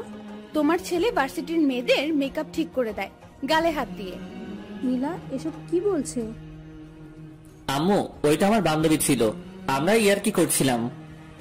গায়ে হাত দিয়ে কিসেরই আর কি? ফ্রেন্ডের মধ্যে তো একটু একটু এমন হয়। ঠিক আছে, কিন্তু গায়ে হাত দেওয়া যাবে না। এরপর থেকে যেন এরকম কথা না শুনি। ঠিক আছে আম্মু। তারপর আমি রুমে গেলাম। আমার পিছু পিছু নীলা রুমে আসলো। এই পিচ্ছি, তুই আম্মুকে বললি কেন? বলবোই তো, 100 বার বলবো। আমাকে বকা খাওয়াতে তোর ভালো লাগে? না লাগে না, কিন্তু তুমি অন্য মেয়েদের গালে কেন হাত দিবে? ওটা তো আমার ফ্রেন্ড ছিল, ওর সাথে আমি মজা করছিলাম। তুমি মজা করো আর যাই করো, আমার ছাড়া অন্য কোনো মেয়ের গালে বা অন্য কোথাও স্পর্শ করতে পারবে না। কেন, তোর সমস্যা কোথায়? নীলা আমাকে জড়িয়ে ধরলো আর বলল, তুমি শুধু আমার, আমি ছাড়া কেউ তোমার ধারে কাছেও আসতে পারবেন না। ছাড় তো, এখন গোসল করব। ছাড়বো কেন? চলো আমিও গোসল করব। না, আগে আমি, তারপরে তুই। বললাম না দুজন একসাথে। আমার কথা না শুনলে কি হবে সে তো দেখতেই পেলে একটু আগে। কবে মুক্তি পাবো তোর এই ঝামেলা থেকে? যেদিন আমাকে তোমার আপন করে নেবে সেদিনই তুমি মুক্তি পাবে। কোনোদিনও না। তাহলে কোনোদিনও মুক্তি পাবে না। আমি কোনো কথা না বলে ওয়াশরুমে গেলাম শাওয়ার নিতে। নীলাও আমার পিছু পিছু আসলো। আমি শাওয়ারটা ছেড়ে দিলাম। নীলা এসে আমাকে পেছন দিক থেকে জড়িয়ে ধরলো। গোসল করার সময় এগুলো কি ধরনের ফাজলামি? এগুলো ফাজলামি নয়, এগুলো ভালোবাসা। গোসল করার সময় কেউ ভালোবাসা প্রকাশ করে না। সবার সাথে আমার কোনো মিল নেই। আমার যখন যেটা ভালো লাগে আমি তখন সেটাই করি। তাহলে আমার সাথে কেন এগুলো করিস? তুই জানিস না কোনটা আমার ভালো লাগে আর কোনটা ভালো লাগে না? একবার আমাকে আপন করে নাও, তারপর থেকে তোমার সব কিছু ভালো লাগবে। ছাড়বি তুই আমাকে? একবার শক্ত করে জড়িয়ে ধরো, তাহলে ছাড়বো না। পারবো না, তাড়াতাড়ি ছাড় বলছি। আচ্ছা, এখন জোর করলাম না, কিন্তু লাঞ্চ করার পর আমাকে জড়িয়ে ধরবে, না হলে খবর আছে তোমার। তারপরে আমরা দুজন গোসল শেষ করলাম। এই, আমাকে একটু চিরুনি করে দাও না। মানে আমি চিরুনি করতে পারি নাকি? পারবে, এদিকে এসো, একটু সাহায্য করো না। আমি কোনোদিনও কাউকে চিরুনি করে দেইনি। আজকে আমাকে দেবে, এসো প্লিজ প্লিজ প্লিজ। কি করব? এই প্রথম নীলার মাথায় চিরুনি করে দিলাম। নীলা তো মহা খুশি। তারপরে আমরা দুজন লাঞ্চ করতে গেলাম। আমি, নীলা, আম্মু, জান্নাত একসাথে লাঞ্চ করলাম। আব্বু কাজের ব্যস্ততায় আসতে পারে নাই। আম্মু আমাকে তোমার মতো রান্না শেখাবে। আচ্ছা শেখাবো, তুই আগে বড় হয়ে নে। আর কত বড় হব, তুমি আমাকে শিখিয়ে দেবে। আচ্ছা, তোকে সময় করে রান্না করা শেখাবো। আচ্ছা ঠিক আছে। ইমন, তোর আব্বু নীলাকে একটা ফোন কিনে দিতে বলেছে। আচ্ছা ঠিক আছে, একটা ফোন এনে দেব। ওকে নিয়ে যাবি, একটু তোর সাথে ঘুরবে। কিন্তু আম্মু। কোনো কিন্তু নয়, বিকালে দুজনে যাবি। আচ্ছা ঠিক আছে। তারপর আমি সবার আগে লাঞ্চটা শেষ করে রুমে গেলাম। কি করব আমি? নীলা খুব বাড়াবাড়ি করছে, ওকে নিয়ে আর পারছি না। আচ্ছা, ওকে কি কোনোভাবে ওর বাড়িতে পাঠিয়ে দেওয়া যায় না? দেখি কোনোভাবে সম্ভব হয় কিনা। অমনি নীলা রুমে আসলো, এসে দরজা আটকে দিল। আমি কোনো কথা বললাম না।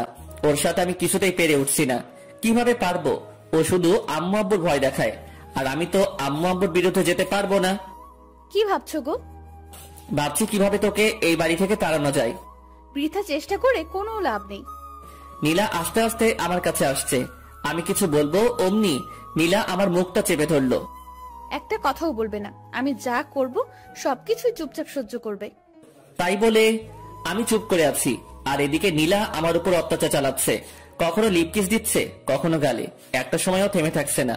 মেনে নিতেও পারছি না, ছেড়ে দিতেও পারছি না। কি করব? ঝুলন্ত অবস্থায় আছি।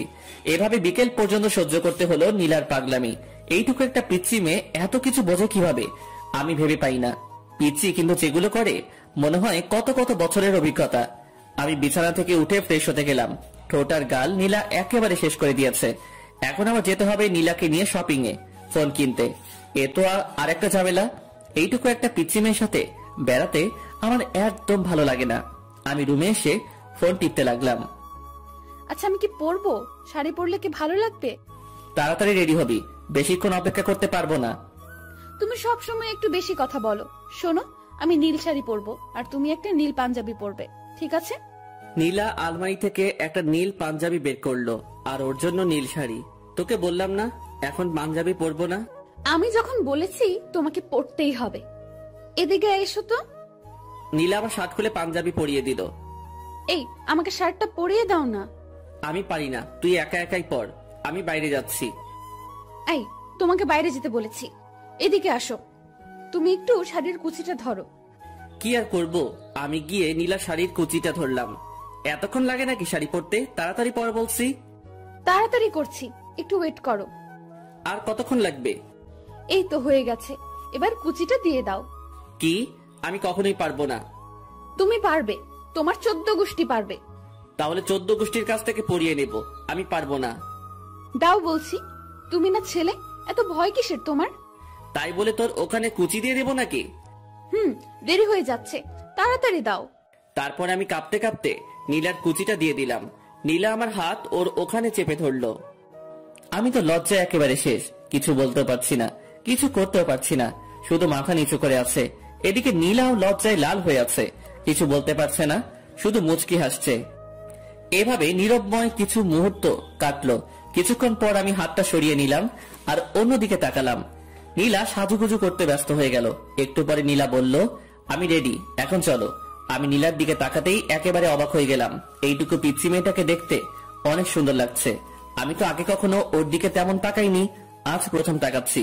নীলা দেখতে যে এত সুন্দর আমি আগে জানতাম না। আই, কি দেখছো? আমার লজ্জা করে না বুঝি? কোথায় কি দেখছি? চলো তাড়াতাড়ি। হয়েছে, আর মিথ্যে বলতে হবে না। আমি খুব ভালোভাবে লক্ষ্য করেছি তুমি বড় বড় চোখ করে আমার দিকে তাকিয়েছিলে। আমি কোনো কথা না বলে নিচে নামতে শুরু করলাম। আম্মু আমাদের দুজনকে দেখে একেবারে অবাক হয়ে গেল। অবাক হবে না কেন? এভাবে কাছাকাছি ম্যাচিং কালারের ড্রেস পরা দেখলে যে কেউই তাকিয়ে থাকবে। মাশাআল্লাহ, তোদের দুজনকে দেখতে কিন্তু খুব ভালো লাগছে, খুব মানিয়েছে দুজনকে। হয়েছে, এবার টাকা দাও তাড়াতাড়ি। আমি আম্মুর কাছ থেকে টাকা নিয়ে বাইক বের করছি। এমন সময় নীলা বলল, আজ আমরা বাইকে যাব না, রিকশায় যাব। তোমার ইচ্ছে হলে তুমি আমার পিছু পিছু রিকশা নিয়ে আসতে পারো। এগুলো কেমন কথা? হ্যাঁ, নীলা যখন বলছে রিকশায় যাবে, তোকে রিকশায় যেতে হবে। যা, রিকশায় করে যা। আম্মু, আমার রিকশায় যেতে একদম ভালো লাগে না। অত আস্তে আস্তে কেউ যায়? এত কিছু বুঝি না, নীলামায়ের সাথে রিকশা করে যা। আচ্ছা ঠিক আছে আম্মু। তারপরে আমি আর নীলা বেরিয়ে পড়লাম। বাড়ির সামনে কিছুক্ষণ দাঁড়াতে একটা রিকশা আসলো। আমরা রিকশায় উঠলাম। নীলা আমার কাঁধে মাথা রেখে বক বক করে যাচ্ছে। আমি কোনো কথা বলছি না, চুপচাপ বসে আছি। কিছু বলো, চুপ করে আছো কেন? তোর সাথে কথা বলতে ইচ্ছে করে না? তো কার সাথে কথা বলতে ইচ্ছে করে? তুই চুপ করে থাকতো। আমার চুপ থাকতে ভালো লাগে না, সব সময় তোমার সাথে কথা বলতে ইচ্ছে করে। আচ্ছা তুই বলতে থাক, আমি চুপ করে থাকলাম। আর একটা কথা বলবো না। তারপরে নীলার বক বক শুনতে শুনতে পৌঁছে গেলাম মার্কেটে। কয়েকটা ফোন দেখলাম আর নীলার পছন্দ মতো একটা ফোন কিনে দিলাম। নীলা আমার সাথে সেলফি তুলতে চাইলো, কিন্তু আমি তুললাম না। নীলার জোড়াজোড়িতে ওর সাথে কিছুক্ষণ ঘুরতে হলো। ও জোর করেই কয়েকটা সেলফি তুললো। সন্ধ্যার পর আমরা বাড়ির দিকে রওনা দিলাম। বাড়িতে এসেই ড্রেসটা চেঞ্জ করে ফ্রেশ হয়ে নিলাম। জান্নাত আসলো রুমে। নীলা আর জান্নাত বসে বসে গল্প করছে। আমি ফেসবুকিং করছি। আজ সময় কাটছে না। আজ বন্ধুদের সাথে আড্ডা দিতে যাইনি, তাই একদম ভালো লাগছে না। সিগারেট না খেলে মাথায় কেমন চক্কর মানে। রাতে ডিনার করে এসে শুয়ে পড়েছি। নীলা এসে পাগলামি শুরু করেছে। আমি নীলাকে ছাড়তে বলছি, কিন্তু নীলা আমাকে ছাড়ছে না। দেখো, তুমি আমার স্বামী, আর আমি আমার স্বামীকে একটু আদর করব। মানে কি বলছিস তুই? মানে আজকে আমাদের স্বামী স্ত্রীর সম্পর্ক গড়ে উঠবে। কখনোই না। তুমি আর কতদিন আমাকে কষ্ট দেবে? আমি কাউকে কষ্ট দিই না। কেন, তুমি আমাকে কষ্ট দিচ্ছ না? জানি না, আমার একদম ভালো লাগছে না। আমি ঘুমাবো, বিরক্ত করিস না প্লিজ। কিছুক্ষণ পর আমি ঘুমিয়ে পড়লাম। সকালে ঘুম থেকে উঠে একটু অসুস্থ লাগছে, কেমন জ্বর জ্বর লাগছে। নীলা আজকে আগে উঠে গেছে ঘুম থেকে। উঠে তো নীলাকে দেখতে পেলাম না। কিছুক্ষণ পর নীলা রুমে আসলো, এসে বলল, কখন ঘুম থেকে উঠবে? ভার্সিটিতে যাওয়ার সময় হয়ে গেছে, ওঠো তাড়াতাড়ি। তুই আর জান্নাত যা, আজকে আমি যাব না, একটু অসুস্থ লাগছে। কি হয়েছে তোমার? একটু জ্বর জ্বর লাগছে। কই দেখি। এ কি, তোমার তো ভীষণ জ্বর। তারপরে নীলা আমাকে ধরে ওয়াশরুমে নিয়ে গেল। আমি ফ্রেশ হয়ে আসলাম। নীলা আমার জন্য খাবার নিয়ে আসলো। আমাকে জোর করে ও নিজের হাতে খাইয়ে দিল। তারপরে ওষুধ খাইয়ে দিল। নীলার সেবা যত্নে আমি খুব তাড়াতাড়ি সুস্থ হয়ে গেলাম। এই কয়দিন আমি বুঝলাম নীলা সত্যি আমাকে খুব ভালোবাসে। নীলাকেও আমার ভালো লাগতে শুরু করে। আমি ভাবছি নীলাকে আমি আপন করে নেব, আস্তে আস্তে ওকে আপন করে নেব। হুট করে যদি একবার চেঞ্জ হয়ে যায় তাহলে কেমন লাগবে? তার চেয়ে বরং আস্তে আস্তে নীলার কাছে যাই। অসুস্থ থাকায় 2 দিন থেকে ভার্সিটিতে যাওয়া হয়নি, বন্ধু বান্ধবের সাথে আড্ডা দেওয়া হয়নি। আজ বিকেলে বাজারে গেলাম আড্ডা দিতে। সন্ধ্যা হয়ে এসেছে, এমন সময় নীলা আমাকে ফোন করলো। হ্যালো, কোথায় আছো তুমি? এই তো বাজারে আছি। তাড়াতাড়ি বাড়িতে চলে এসো। আচ্ছা, আসছি একটু পর। তুমি এখনো পুরোপুরি সুস্থ হওনি, তাড়াতাড়ি আসো প্লিজ। আচ্ছা ঠিক আছে। বন্ধুদের সাথে আড্ডা দিয়ে 8টার দিকে বাড়িতে গেলাম। কলিং বেল দিলাম। নীলা এসে দরজা খুললো। এই তোমাকে না তাড়াতাড়ি আসতে বললাম? তাড়াতাড়িতে চলে আসলাম। এটা তাড়াতাড়ি আসা হলো? রাত 8টা পেরিয়ে গেছে। রাত 8টা আবার দেরি হলো নাকি? আচ্ছা ঠিক আছে, তাড়াতাড়ি ফ্রেশ হয়ে আসো। আচ্ছা ঠিক আছে। পরে আমি ফ্রেশ হয়ে রুমে আসলাম। কি হয়েছে, এত তাড়াতাড়ি বাড়িতে ডাকলি কেন? কিছু হয়নি, তোমাকে একটু আদর করব তাই বাড়িতে আসতে বললাম। আদর মানে?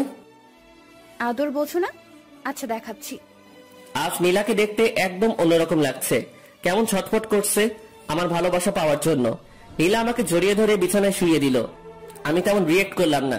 নীলা আস্তে আস্তে আমার খুব কাছে চলে আসলো। দুজনের নিঃশ্বাস দুজনের মুখের উপরে পড়ছে। আমি নীলার চোখের ভাষা বুঝতে পারলাম, কিন্তু ওর কাছে এগিয়ে গেলাম না। নীলা শুধু ছটফট করছে। আমি সবকিছু বুঝেও নীলার কাছ থেকে সরে গেলাম। আর কত কষ্ট দেবে আমাকে? একবার আসো আমার কাছে। আমি মনে মনে বলছি, হারে পিচ্ছি, আস্তে আস্তেই তোর খুব কাছে চলে যাব, আপন করে নেব তোকে। তুই শুধু একটু ধৈর্য ধর। কিছু বলছো না কেন? আমার কষ্টটা একবার বোঝার চেষ্টা করো। আমি কোনো কথা বললাম না। কি বলবো? আমি যে হঠাৎ করে নীলার কাছে যেতে পারছি না। নীলাকে খুব শক্ত করে জড়িয়ে ধরতে ইচ্ছে করলো, আলতো করে ওর কানের কাছে মুখ নিয়ে বলতে ইচ্ছে করলো, আমিও যে তোকে ভালোবাসে ফেলেছি পিচ্ছি। কিন্তু অজানা এক বাধায় সবকিছু আটকে গেল, কিছুই করতে পারলাম না। আম্মু এসে আমাদের ডিনার করার জন্য ডাকলো। আমি আর নীলা নিচে গেলাম ডিনার করতে। আব্বু চলে এসেছে। আমরা সবাই একসাথে ডিনার শেষ করলাম। রুমে এসে বসে আছি, মানে নীলার জন্য অপেক্ষা করছি। নীলা একটু পরে আসে। আম্মুকে মনে হয় একটু হেল্প করে, তাই আসতে একটু দেরি হয়। কিছুক্ষণ পর নীলা আসলো, হাতে 1 গ্লাস পানি আর ওষুধ নিয়ে। এখন আমার ওষুধ কেন? সুস্থ হলেও ওষুধ খেতে হয়। ওষুধ খেলে আর অসুস্থ হবে না, না হলে অসুস্থ হওয়ার সম্ভাবনা থাকে। আমি তো সুস্থ হয়ে গেছি। আমি একদম সুস্থ, এখন ওষুধ খাওয়া লাগবে না। বেশি কথা বলো না তো, দেখি আমি খাইয়ে দেই। তারপরে নীলা আমাকে ওষুধ খাইয়ে দিল। ওষুধ খাওয়ার সাথে সাথে আমার মাথাটা কেমন ঝিমঝিম করছে। বুঝলাম না নীলা আমাকে কি খাওয়ালো। কেমন অলসতা বিরাজ করতে শুরু করলো। মনে হচ্ছে নীলা হয়তো আমাকে ঘুমের ওষুধ খাওয়ালো, কিন্তু নীলা আমাকে ঘুমের ওষুধ খাওয়াতে যাবে কেন? নীলা আমার কাছে আসলো, এসে বলল, আজ তোমাকে আমি আপন করে নেব, কেউ আটকাতে পারবে না। আমি বুঝতে পারলাম নীলা আমাকে ঘুমের ওষুধ খাইয়েছে, কিন্তু নীলা আমার কাছে আসার জন্য এটা করতে পারলো? আমি কিছুই করতে পারছি না, ভীষণ ঘুম পাচ্ছে। নীলা আমার কাছে আসলো, এসে আমার শার্টটা খুলে দিল। নীলাকে আটকাতে পারছি না, মানে ঘুমের ওষুধ খাওয়ার পর আমি কোনো শক্তি পাচ্ছি না। নীলা আস্তে আস্তে আমার খুব কাছে চলে আসলো। আমি কিছুতেই মানতে পারছি না নীলা আমাকে ঘুমের ওষুধ খাইয়ে এগুলো করছে। তারপরে নীলা আমাকে কিস করতে শুরু করলো। আজ নীলার হাত থেকে আমার নিস্তার নেই, একেবারে শেষ করে ফেলবে। নীলা ওর ড্রেস খুলে ফেললো। এখন আমাদের দুজনের শরীরে একটা সুতা পর্যন্ত নেই। নীলা আমার খুব কাছে চলে আসলো। আমি নীলাকে আটকাতে পারলাম না, সবকিছু শেষ করে ফেললো। নীলার প্রতি আমার অনেক রাগ হলো। ও আমাকে ঘুমের ওষুধ খাইয়ে নীলাকে মারতে ইচ্ছে করছে, কিন্তু আমি উঠে বসার মতো শক্তি পাচ্ছি না। নীলা আমার উপরে শুয়ে আছে, একটু পর পর আমার দিকে তাকাচ্ছে। কিছুক্ষণ পর নীলা আমাকে বিছানা থেকে তুলে ওয়াশরুমে নিয়ে গেল। দুজনে একসাথে শাওয়ার নিলাম। শাওয়ার নেওয়ায় আমার ঘুম একেবারে ভেঙে গেল। আমার নিজের প্রতি অনেক রাগ হতে শুরু করলো। নীলা আমার সাথে এগুলো করলো, অথচ আমি ওকে আটকাতে পারলাম না। আমি ড্রেস চেঞ্জ করে রুমে চলে আসলাম। আজ নীলার খবর আছে, ও কি করলো আমার সাথে। নীলা ওয়াশরুম থেকে বেরিয়ে আসতে আমি ওকে একটা চড় বসিয়ে দিলাম। তুই এটা কি করলি আমার সাথে? যা করেছি একদম ঠিক করেছি, এটা ছাড়া আমার কোনো উপায় ছিল না। নীলার কথা শুনে আমার রাগ আরো বেড়ে গেল। আমি খাটের রেলিং খুলে নীলাকে মারতে শুরু করলাম। অনেক মারলাম নীলাকে, মারতে মারতে লোহার রেলিংটা ভেঙে ফেললাম। নীলা কাঁদতে কাঁদতে বলল, তোমাকে আপন করে নেওয়া কি আমার অপরাধ? আমি কি আমার স্বামীর ভালোবাসা কোনোদিনও পাবো না? কেন বিয়ে করেছো আমাকে? আমার কি একটা স্বপ্ন থাকতে পারে না? তুই আমার চোখের সামনে থেকে সর। তোর মতো পিচ্চি মেয়েকে আমার সহ্য হয় না। আমি কখনো তোকে বিয়ে করতে চাইনি। আম্মু আব্বু আমাকে জোর করে তোর সাথে বিয়ে দিয়েছে। আসলেও তো তোমাকে তো জোর করে বিয়ে দিয়েছে। জোর করে তো আর ভালোবাসা পাওয়া যায় না। আমি এটা ভুলেই গিয়েছিলাম। মুক্ত করে দিচ্ছি আমি তোমাকে, আর কখনো বিরক্ত করব না। চলে যাব আমি তোমার কাছ থেকে অনেক দূরে। আমাকে প্লিজ ক্ষমা করে দিও, আর কখনো তোমাকে এই পিচ্চির জ্বালা সহ্য করতে হবে না। মুক্ত করে দিলাম, খুব ভালোবাসি তোমায়। আমি কোনো কথা বললাম না। নিজের প্রতি নিজেরই ঘৃণা জন্মালো। আমি নীলা কি মারলাম? কি করে ওর মতো একটা পিচ্চি মেয়েকে মারতে পারলাম? খুব ভুল করে ফেললাম আমি। এক্ষুনি ওর কাছ থেকে ক্ষমা চেয়ে নেব, আর ওকে আমার বউয়ের মর্যাদা দেব। আমি পিছনে তাকাতেই নীলাকে দেখতে পেলাম না। বুকের মধ্যে কেমন ধুক করে উঠল। রুমের মধ্যে নীলাকে খুঁজলাম, কিন্তু পেলাম না। ওয়াশরুমে গেছে হয়তো। ওয়াশরুমে গেলাম, কিন্তু নীলাকে পেলাম না। কোথায় গেল নীলা? আমি বেলকনিতে গেলাম, কিন্তু নীলাকে পেলাম না। আমি নিচে গিয়ে নীলাকে ডাকতে লাগলাম। আমি সারা বাড়িতে খুঁজে নীলাকে পাচ্ছি না। আমার চিৎকার করে ডাকায় আম্মু, আব্বু, জান্নাত এরা সবাই বেরিয়ে আসলো। কি হয়েছে? এত জোরে জোরে নীলাকে ডাকছিস কেন? কোথায় গিয়েছে ও? আম্মু, আমি নীলাকে খুঁজে কোথাও পাচ্ছি না। পাচ্ছি না মানে? কোথায় যাবে এত রাতে? বাড়িতে আছে, দেখ ওয়াশরুমে গেছে হয়তো। না আম্মু, ওয়াশরুমে আমি খুঁজেছি, সারা বাড়িতে নীলাকে খুঁজতেছি, কিন্তু কোথাও পাচ্ছি না। কি বলছিস? কি কিছু হয়েছে তোদের মধ্যে? তারপর আমি সব ঘটনা খুলে বললাম। মানে নীলাকে বউয়ের অধিকার দেইনি, এসব কথা বললাম। তুই এটা কিভাবে করতে পারলি? যেখান থেকে পারিস তাড়াতাড়ি নীলাকে নিয়ে আয়। আনবো আম্মু, আমি নীলাকে খুঁজে আনবো। আমি নীলাকে কোথাও যেতে দেব না। তারপর আমি বাড়ি থেকে বেরিয়ে পড়লাম নীলাকে খুঁজতে। কোথায় খুঁজবো আমি নীলাকে? কোথায় গেল মেয়েটা? আশেপাশে অনেক খোঁজাখুঁজি করলাম, কিন্তু নীলাকে কোথাও পেলাম না। চোখ দিয়ে জল গড়িয়ে গড়িয়ে পড়ছে। নিজেকে ভীষণ অপরাধী মনে হচ্ছে। আমার কান্না কোনোভাবে থামছে না। আমি নীলাকে খুঁজতে খুঁজতে রাস্তার মাঝখানে চলে আসি। এমন সময় একটা মিনি ট্রাক এসে আমাকে ধাক্কা দেয়। 3 দিন পর আমার জ্ঞান ফেরায়। আমি নিজেকে হাসপাতালে আবিষ্কার করলাম। আশেপাশে লক্ষ্য করলাম, দেখলাম আম্মু চেয়ারে বসে আছে। আম্মু, আমি এখানে কেন? 3 দিন আগে একটা ট্রাকের সঙ্গে তুই অ্যাক্সিডেন্ট করেছিলি। আমার সবকিছু মনে পড়ে গেল। আমি উঠে বেরিয়ে যেতে লাগলাম। আম্মু আমাকে আটকালো। কোথায় যাচ্ছিস তুই? আম্মু, নীলাকে খুঁজে বের করতে হবে। নীলাকে সবাই খুঁজছে, তুই এখন অনেক অসুস্থ, তোকে এখন যাওয়া লাগবে না। না আম্মু, নীলাকে আমি খুঁজতে যাব। নীলার সাথে আমি খুব অন্যায় করেছি। ওকে যেখান থেকে হোক আমাকে খুঁজে বের করতেই হবে। আচ্ছা ঠিক আছে, আগে সুস্থ হয়ে নে, তারপর খুঁজিস। আর শোন, নীলা হয়তো বা অ্যাক্সিডেন্ট করেছে। অ্যাক্সিডেন্ট করেছে মানে? কোথায় নীলা? তোমরা কিভাবে জানলে? আমাদের বাসা থেকে একটু সামনেই সেদিন রাতে আরও একটা অ্যাক্সিডেন্ট হয়েছিল, আর ওটা নীলাই ছিল, কারণ ওখানে নীলার রক্তাক্ত ওড়না পাওয়া গেছে। নীলার অ্যাক্সিডেন্টের কথা শুনে আমার বুকের ভিতর কেমন যেন করছে। নীলার কিছু হয়নি তো? কেমন আছে? কোথায় আছে? তুই কোনো চিন্তা করিস না, আশেপাশে সব হাসপাতালে খবর নেওয়া হচ্ছে, নীলাকে খুব তাড়াতাড়ি পাওয়া যাবে। আমার কথায় একটু স্বস্তি পেলাম, কিন্তু থাকতে পারছি না। না, আমাকে এখন নীলাকে খুঁজতে যেতে হবে। আমি কারো উপরে ভরসা পাচ্ছি না। আমি নিজে নীলাকে খুঁজে বের করব। আমি কারো কথা না শুনে হাসপাতাল থেকে বেরিয়ে পড়লাম। আশেপাশে আমি নীলাকে খুঁজতে শুরু করলাম। আমি কয়েকটা হাসপাতালে খোঁজ নিলাম, কিন্তু ওরা কেউ নীলার ব্যাপারে কিছু বলতে পারলো না। আমার মাথায়, হাতে, পায়ে সব জায়গায় ব্যান্ডেজ। নাড়াচাড়া করায় আমার মাথার ব্যান্ডেজ দিয়ে রক্ত বেরিয়ে পড়ছে। আমি নিরুপায় হয়ে রাস্তা দিয়ে হাঁটছি, আর আমার মাথা দিয়ে টপে টপে রক্ত ঝরছে। কিছু দূর এগুতে আশিক, সামি ওরা আমাকে দেখতে পেল। আমার মাথা দিয়ে রক্ত পড়ায় ওরা আবার আমাকে হাসপাতালে নিয়ে গেল। ডাক্তার আমার মাথায় আবার ওষুধ লাগিয়ে ব্যান্ডেজ করে দিল। নীলার জন্য আমার ভীষণ কষ্ট হচ্ছে। কোথায় পাবো আমি নীলাকে? নীলাকে ছাড়া আমি আর এক মুহূর্ত থাকতে পারছি না। ডাক্তার আমাকে ঘুমের ইঞ্জেকশন দিয়ে ঘুমিয়ে রাখে। এভাবে 7টা দিন পেরিয়ে গেল। আমি এখন মোটামুটি সুস্থ। আজকে আমাকে হাসপাতাল থেকে বাড়িতে নিয়ে গেল। এই 7টা দিন আমার কিভাবে কেটেছে আমি বুঝতেই পারিনি। এখন আমি থাকতে পারছি না নীলাকে ছাড়া। আমার ভীষণ কষ্ট হচ্ছে। নীলাকে একটু দেখার আশায় আমি ছটফট করে বেড়াচ্ছি। এখন আমি নীলাকে খুঁজে বেড়াই।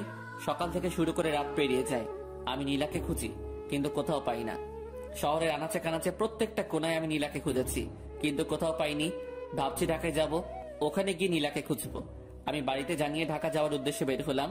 রাজশাহী থেকে ঢাকাতে যেতে 6 ঘন্টার মতো সময় লাগে। নীলার কথা ভাবতে ভাবতে আর নীলাকে খোঁজার আশায় আমি ঢাকায় পৌঁছে গেলাম। ঢাকায় গিয়ে একটা হোটেলে রুম নিলাম। তারপর নীলাকে খুঁজতে শুরু করলাম। প্রথমে শহরের হাসপাতালগুলোতে নীলার খোঁজ করতে শুরু করলাম। সারাদিন নীলাকে খুঁজি, মাঝরাত পর্যন্ত খুঁজে বেড়াই। আবার হোটেলে ফিরে আসি গভীর রাতে। নীলাকে কোথাও খুঁজে পাই না। রাতে বাসায় ফিরে ঘুম আসে না। নীলার কথা ভাবতে ভাবতে সকাল হয়ে যায়।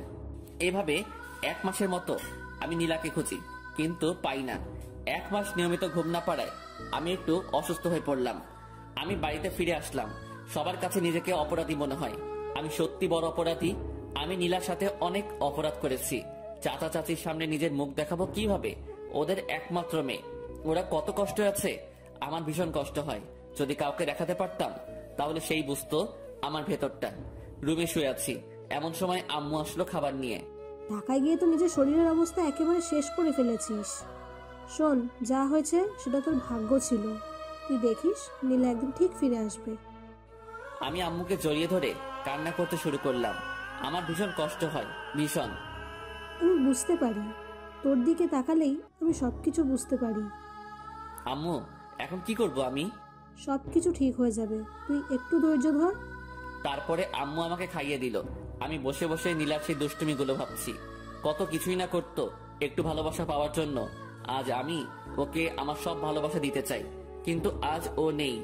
ওদিকে নীলা এখন দুবাইয়ে। নীলা সেদিন রাতে বাড়ি থেকে বের হওয়ার পর কোথায় যাবে, কি করবে, এসব ভাবতে ভাবতে রাস্তা দিয়ে হাঁটছিল। নীলা তো এই মুখ নিয়ে বাসায় ফিরে যেতে পারবে না। নীলা রাস্তা দিয়ে যাওয়ার সময় একটা কারের সাথে ধাক্কা খায়। নীলার মাথায় ভীষণ আঘাত পায়। গভীর রাত্রে রাস্তায় কেউ ছিল না। কারের ড্রাইভারটি নীলাকে তুলে হসপিটালে নিয়ে যায়। কারের ড্রাইভারটির নাম সাইদ। সাইদ নীলাকে হসপিটালে নিয়ে যাওয়ায় নীলাকে হালকা চিকিৎসা দেয়। ডাক্তার বলেন রোগীর মাথায় ভীষণ আঘাত লেগেছে, একটা অপারেশন করাতে হবে। আর আমরা এই গুরুত্বপূর্ণ অপারেশনটি করতে পারবো না। রোগীকে উন্নত চিকিৎসার জন্য ঢাকায় নিয়ে গেলে ভালো হয়। আর অপারেশনটা যত তাড়াতাড়ি হবে রোগীর জন্য ততই ভালো। অপারেশনে যদি কোনো ত্রুটি হয় তাহলে রোগীর স্মৃতিশক্তি হারিয়ে যেতে পারে। এমন সময় সাইদ পড়ল ভীষণ বিপদে। সাইদ কি করবে, কিভাবে নীলার ভালো অপারেশন করাবে? সাইদ তার বাড়ির লোকজনের সঙ্গে কথা বলবে। সাইদ সহ ওদের পরিবারের সবাই প্রবাসে বসবাস করে, মানে দুবাইয়ে থাকে। সাইদ বাংলাদেশে বেড়াতে এসেছে। সাইদের বাড়ির লোকজন বলল মেয়েটিকে নিয়ে দুবাই চলে আয়, এখানে ওকে উন্নত চিকিৎসা দিলে ও খুব তাড়াতাড়ি সুস্থ হয়ে যাবে। সাইদ ডাক্তারের সঙ্গে কথা বলে নীলাকে দুবাই নিয়ে যাওয়ার ব্যবস্থা করলো। নীলা মাথায় ভীষণ আঘাত পাওয়ায় জ্ঞান হারিয়ে ফেলেছে। এখনো পর্যন্ত নীলা অজ্ঞান হয়ে আছে। ওখান থেকে নীলাকে দুবাইয়ে নিয়ে যেতে একদিন সময় লাগলো। তারপর নীলাকে দুবাইয়ের সবচেয়ে ভালো একটা হসপিটালে শিফট করা হলো। দুবাইয়ের ডাক্তাররা নীলার অপারেশন করতে শুরু করলো। মাথায় আঘাত, খুব গুরুত্বপূর্ণ একটা অপারেশন। অপারেশন করতে প্রায় 3 ঘন্টার মতো সময় লাগলো। ডাক্তার বলেছে অপারেশন সাকসেসফুল, কিন্তু নীলার জ্ঞান ফিরতে অনেক দেরি হবে। নীলা কোমায় চলে গেছে। এখান থেকে জ্ঞান ফিরতে কত সময় লাগবে তা বলা সম্ভব নয়, তবে ডাক্তারদের ধারণা মতে 2-3 মাস সময় লাগতে পারে। এদিকে 1 মাস পেরিয়ে গেছে। আমি নীলাকে শহরের আনাচে কানাচে খুঁজে বেড়াই, কেউ নীলার একটু খোঁজও দিতে পারে না। রাত দিন এক করে আমি নীলাকে খুঁজে বেড়াই। আশা একটাই, নীলাকে আমি একদিন ঠিক খুঁজে পাবো। আব্বু পুলিশকে জানিয়েছিল। পুলিশেরও নীলাকে অনেক খোঁজার ব্যবস্থা করেছে, কিন্তু তারাও ব্যর্থ। এইভাবে নীলাকে খুঁজতে খুঁজতে আর বুকে কষ্টের পাহাড় জমিয়ে থাকতে থাকতে আরো 2টা মাস কেটে গেল। আজ 3 মাস পেরিয়ে গেল, নীলার কোনো খবর নেই। আমি এখনো নীলাকে খুঁজে বেড়াই। একদিন লাঞ্চ করছি, এমন সময় আম্মু বলল, দেখ নীলাকে তো অনেক খুঁজলি, কোথাও পেলি না। ভাগ্যে থাকলে একদিন নীলা ঠিক ফিরে আসবে। তার চেয়ে বরং তুই আবার ভার্সিটিতে যা, ক্লাস কর, তোর সময় কেটে যাবে। আচ্ছা আম্মু, কালকে থেকে ভার্সিটিতে যাব। ওদিকে 3 মাস পর নীলার জ্ঞান ফিরল। ডাক্তাররা আগে থেকে বলেছিল যে আজকে বিকেল 3টা-4টার মধ্যে নীলার জ্ঞান ফেরার সম্ভাবনা রয়েছে। তাই সাইদ সহ ওর আব্বু আম্মু ওরা হসপিটালে এসে বসে থাকে নীলার জ্ঞান ফেরার আশায়। নীলার জ্ঞান ফিরে এসে দেখলো সে একটা হসপিটালে। আশেপাশে লক্ষ্য করতে দেখলো 3 জন বসে আছে। আমি এখানে কেন? আপনি এখন দুবাইয়ে আছেন। 3 মাস আগে আমার কারের সঙ্গে আপনার অ্যাক্সিডেন্ট হয়, আর আপনাকে উন্নত চিকিৎসার জন্য দুবাইয়ে আনা হয়। নীলার আস্তে আস্তে সবকিছু মনে পড়ে গেল। সাইদের মা নীলাকে উদ্দেশ্য করে বলল, কি নাম তোমার? আমার নাম নীলা। তোমার কি বাসার কথা কিছু মনে পড়েছে? হ্যাঁ, আমার সবকিছু মনে পড়ছে। খুব ভালো, তুমি কোনো চিন্তা করো না, তোমাকে তোমার বাসায় পৌঁছে দেওয়া হবে। নীলা মুখ গোমরা করলো। কি তোমার বাসার কথা বলায় তুমি মন খারাপ করলে কেন? কি হয়েছে? তোমার সবকিছু আমাকে খুলে বলো। তারপরে নীলা সবকিছু খুলে বলল। বুঝলাম, ছেলেটি এত খারাপ, তোমাকে এভাবে কষ্ট দিল। না, ওকে খারাপ বলবেন না, যতই হোক ও আমার স্বামী। এত কিছুর পরও তুমি ওকে স্বামী বলছো? হাজার অপরাধ করলেও আমার স্বামী, আমি ওকে ভীষণ ভালোবাসি। তাহলে তুমি এখন তোমার স্বামীর কাছে ফিরে যাও, এটাই তোমার জন্য ভালো হবে। না, ও আমাকে মেনে নেবে না, কারণ আমি অনেক পিচ্ছি। ও পিচ্ছি মেয়েদের পছন্দ করে না। তাহলে তুমি এখন কি করবে? যেদিকে 2 চোখ যায় চলে যাব, কিন্তু আমি ওর কাছে কখনোই ফিরে যাব না। আচ্ছা, আজ থেকে তুমি আমার বাসায় থাকবে। আমার কোনো মেয়ে নেই, তুমি আজ থেকে আমার বাড়ির মেয়ে। নীলা কাঁদতে কাঁদতে আন্টিকে জড়িয়ে ধরলো। আন্টি তোমরা খুব ভালো, খুব ভালো। আচ্ছা, আমাকে আন্টি বলে ডাকবে না, আজ থেকে আমাকে আম্মু বলে ডাকবে, ঠিক আছে? ঠিক আছে আম্মু। আরো 7 দিন পর নীলা পুরোপুরি সুস্থ হওয়ায় নীলাকে সাইদের বাসায় নিয়ে যাওয়া হলো। নীলা এখন নতুন বাবা মা পেল। এদিকে আমি ভার্সিটিতে যাওয়া শুরু করেছি। ভার্সিটিতে গিয়ে নিয়মিত ক্লাস করি। নীলার স্মৃতি আঁকড়ে আজও নীলাকে খুঁজে বেড়াই। নীলা সেই রক্তমাখা ওড়নাটা এখনো আমার কাছে আছে। ওড়নাটা সব সময় আমার কাছে রাখি। সেই রক্তমাখা ওড়না, এখন তো আর রক্ত নেই, সাদা ওড়না, লাল লাল সব দাগ আছে। সাইদের বাবার একটা নিজস্ব কোম্পানি আছে।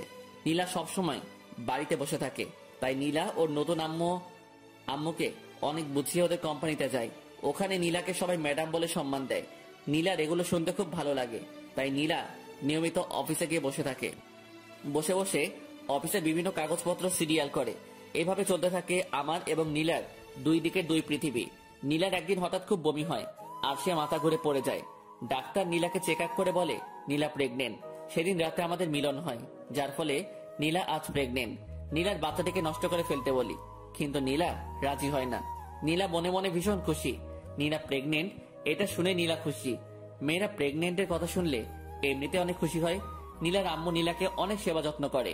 এদিকে আমার অনার্স 2য় বর্ষের পরীক্ষা শুরু হয়ে যায়। আমি ঠিক মতো পরীক্ষা দেই। পরীক্ষা শেষ হতে 2 মাসের মতো সময় লাগলো। দেখতে দেখতে আরো 4টা মাস কেটে গেল। আমি এখন অনার্স 3য় বর্ষে উঠে গেছি। সময় আমার কিছুতেই কাটে না। নীলার স্মৃতি আঁকড়ে এখনো বেঁচে আছি। ওদিকে নীলা প্রেগনেন্ট প্রায় 10 মাস হয়ে এসেছে। নীলাকে একটা হসপিটালে ভর্তি করানো হয়েছে। নীলা মা হতে চলেছে। নীলার মধ্যে এক অন্যরকম খুশি বিরাজ করছে। ডাক্তারের পরামর্শ অনুযায়ী দুপুরের দিকে নীলা সার্জারি করা হয়। আলহামদুলিল্লাহ, পুত্র সন্তান, মা ছেলে দুজনেই সুস্থ আছে। নীলা তার বাচ্চাকে পেয়ে অনেক খুশি। এদিকে আমি আজকে ভার্সিটিতে যাইনি। মনের মধ্যে কেমন যেন করছে। আসলে রক্তের টান থাকলে যেটা হয়, আজকে খুব শুধু নীলার কথা মনে পড়ছে। এভাবে চলতে চলতে আরো 3টা বছর কেটে যায়। আমার বিসিএস কমপ্লিট। আম্মু আব্বু আমাকে কোনো চাকরি বাকরি করতে দেয়নি। নিজেদের ব্যবসা সামলাতে হবে। নীলার কথা সবাই ভুলে গেছে, মানে সবাই মেনে নিয়েছে যে নীলা মারা গেছে। আম্মু আব্বু আমাকে আবার বিয়ে দিতে চেয়েছে, কিন্তু আমি বিয়ে করিনি। আসলে বিয়ে করার কোনো ইচ্ছাই নেই। নীলার স্মৃতি আঁকড়ে ধরে বেঁচে আছি, যদিও কাউকে বুঝতেই দেই না যে আমি আজও নীলাকে ভালোবাসি। এখন আমি অফিসে যাই, আব্বুর ব্যবসা সামলাই। আমাদের একটা ছোটখাটো কোম্পানি আছে। আব্বু এবং তার বন্ধু মিলে কোম্পানিটা চালায়। আমিও অফিসে গিয়ে অফিসিয়াল কিছু কাজ করি। রাতে ডিনার করছি, এমন সময় আম্মু বলল, তোর আবার বিয়ে দেবো, তোর জন্য মেয়ে খুঁজছি। দেখো আম্মু, এর আগে তোমাদের ইচ্ছায় বিয়ে করেছিলাম। এখন প্লিজ একটা রিকোয়েস্ট করছি, আমাকে আর বিয়ের কথা বলো না। আমি আর জীবনেও বিয়ে করব না। আমরা না এখন বুড়ো হয়ে যাচ্ছি, আমাদের কি নাতি নাতনির মুখ দেখার ইচ্ছে নেই? নাতি নাতনির মুখ দেখার ইচ্ছা থাকলে তোমাদের মেয়েকে বিয়ে দাও, আমাকে কখনো বিয়ের কথা বলবেন না। আর কেউ কোনো কথা বললো না। আমি ডিনার শেষ করে রুমে গিয়ে শুয়ে পড়লাম। ওদিকে দুবাইয়ে নীলা কাটাচ্ছে অপূর্ণ এক জীবন। মানে নীলার ছেলে আছে, কিন্তু স্বামী নেই। নীলার ছেলের নাম রেখেছে জিসান। ওর বয়স এখন 3 বছর। নীলাও এখন আমার কাছে ফিরে আসতে চায়, কিন্তু ভয় একটাই, আমি যদি নীলাকে মেনে না নেই। নীলা নিজের মা বাবাকে ছেড়ে চলে গেছে শুধু আমার জন্য। মেয়েটা তো অনেক কষ্ট সহ্য করে আজও টিকে আছে। জিসান তার আব্বুর ভালোবাসা থেকে বঞ্চিত। নীলা জিসানকে বুঝতে দেয় না যে তার আব্বু নেই। জিসান ওর আব্বুর কথা জিজ্ঞাসা করলে নীলা বলে, আমি তোর আব্বু, আমি তোর আম্মু। সাইদের দুবাইয়ের কোম্পানির সাথে আমাদের কোম্পানির একটা ডিল হয়। 2 কোম্পানি থেকে একটা মিটিং করার সিদ্ধান্ত হয়, আর মিটিংটা আমাদের দেশে হবে এটা নির্ধারণ করা হয়। সাইদ গিয়ে নীলাকে বলে, বাংলাদেশের একটা কোম্পানির সঙ্গে আমাদের একটা মিটিং আছে, আমরা বাংলাদেশে যাব। তুমি আমাদের সাথে যাবে? না, আমি বাংলাদেশে যাব না। বাংলাদেশেই তো যাচ্ছি, তোমাদের বাড়িতে তো না। আমরা গিয়ে ওখানে একটা মিটিং করব, আর ওখানে 1 মাস থাকবো। ভাবছি আব্বু আম্মু ওদেরকে নিয়ে যাব, তাই বলছি তুমিও আমাদের সাথে চলো। হ্যাঁ নীলা, তুমিও আমাদের সাথে যাবে। আমরা বাংলাদেশ থেকে ঘুরে আসি। আচ্ছা, তোমরা যখন বলছো তাহলে যাব। আচ্ছা ঠিক আছে, সামনের ফ্লাইটেতে আমাদের ফ্লাইট।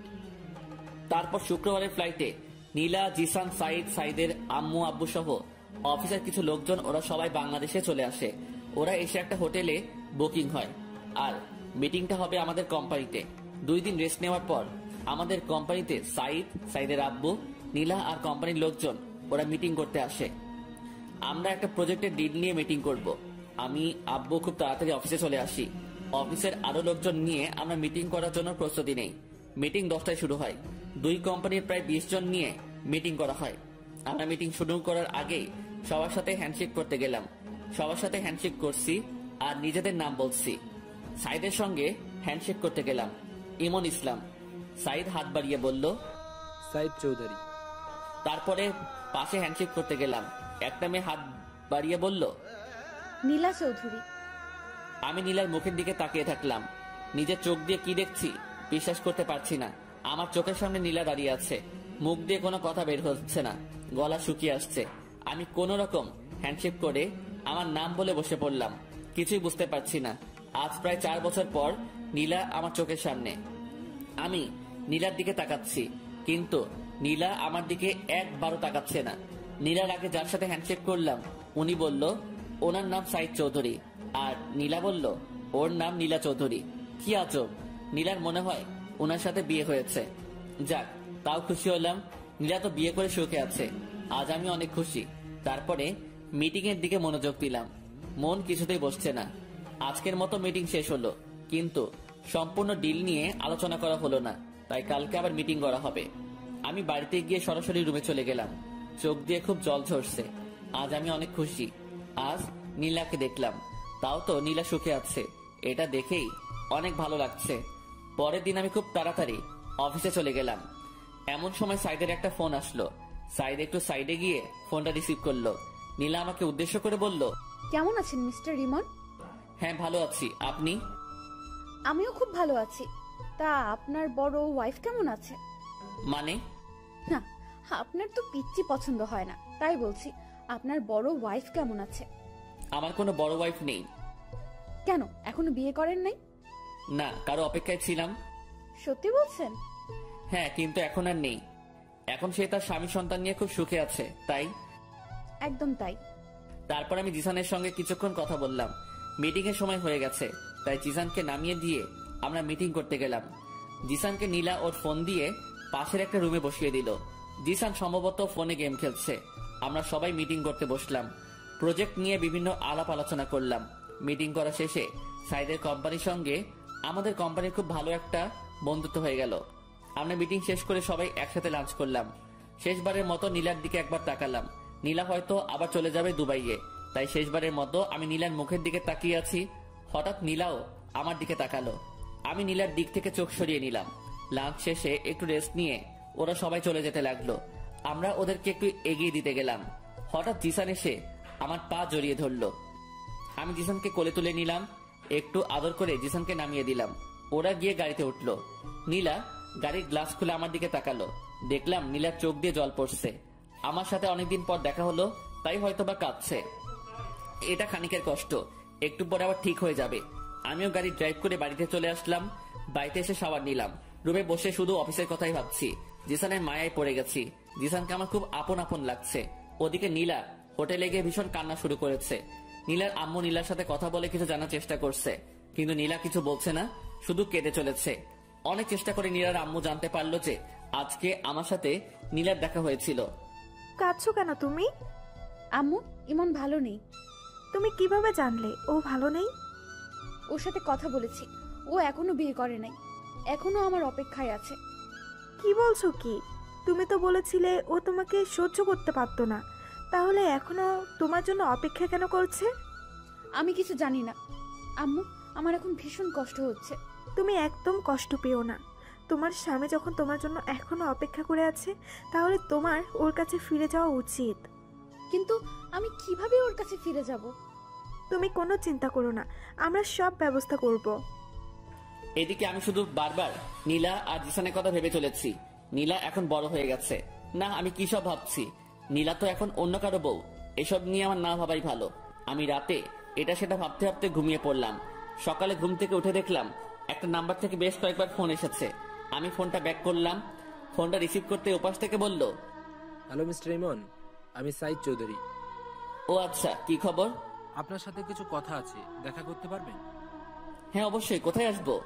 আমি একটা জায়গা টেক্সট করে দিচ্ছি, ওখানে চলে আসুন। আচ্ছা ঠিক আছে। তারপর আমি ফ্রেশ হয়ে ব্রেকফাস্ট করে চলে গেলাম টেক্সট করা জায়গায়। গিয়ে দেখলাম সাইদ চৌধুরী বসে আছে। আরে মিস্টার ইমন, আসুন, এখানে বসুন। জি ধন্যবাদ। তা আপনার দিনকাল কেমন কাটছে? হ্যাঁ ভালো কাটছে। আপনি তো অনেক লাকি। বুঝলাম না আপনার কথা। না, আপনি খুব ভালো একটা বউ পেয়েছেন, তাই বললাম আপনি খুব লাকি। সাইদ হাসতে হাসতে বলল, আরে ভাই, আমি তো এখনো বিয়েই করিনি। মানে কি বলছেন আপনি? তারপরে সাইদ আমাকে সব ঘটনা খুলে বলল। আমার চোখ দিয়ে জল পড়তে শুরু করলো। আরে এখন কাঁদছেন কেন? এখন সবকিছু ঠিক হয়ে যাবে। এই নীলা, এদিকে আসো। তারপরে নীলা, জিসান ওদের সাথে আরো দুজন আসলো। ওরা মনে হয় সাইদের মা বাবা। জিসান এসে আমার পা জড়িয়ে ধরলো আর বলল, তুমি আমার আব্বু। আম্মু আমাকে সব কিছু বলেছে। তুমি খুব পচা। তুমি আমাকে ছেড়ে অনেক দূরে ছিলে। আমি জিসানকে কোলে নিয়ে কয়েকটা চুমু খেলাম। হ্যাঁ রে, তোর আব্বু অনেক পচা, তোকে একটু আদর ভালোবাসা দেয়নি? আব্বু, তুমি আমাকে ছেড়ে কোথাও যাবা না তো? না রে, আমি তোকে ছেড়ে আর কখনো কোথাও যাব না। সত্যি বলছো তো আব্বু? হ্যাঁ সত্যি বলছি, আমি তোকে ছেড়ে আর কখনো কোথাও যাব না। এই যে মিস্টার ইমন, এখন আপনার বউ আর ছেলেকে নিয়ে আপনি বাসায় যান। আমরা কয়েকদিন পর আপনার বাসায় আসছি। কয়েকদিন পর কেন? আপনারা সবাই এখনই আমাদের সাথে চলুন।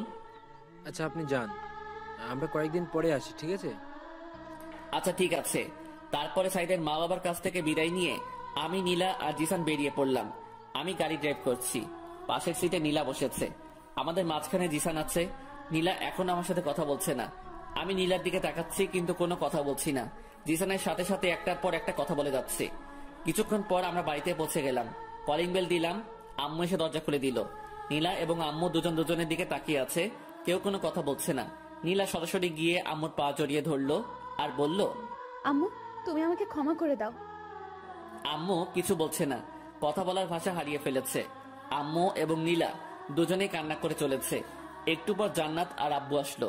নীলা আব্বুর পা জড়িয়ে কান্না করতে লাগলো। তারপরে নীলা সবকিছু খুলে বলল, এতদিন কোথায় ছিল, কি করছিল। তারপরে জিসানকে নিয়ে সবাই মাতামাতি শুরু করে দিল। একবার আম্মুর কোলে, একবার আব্বুর কোলে, একবার জান্নাত নিয়ে টানাটানি করছে। কখন কোন দিকে যাচ্ছে কিছুই বোঝা যাচ্ছে না। তারপরে আব্বু চাচা আর চাচিকে ফোন দিয়ে আসতে বলল।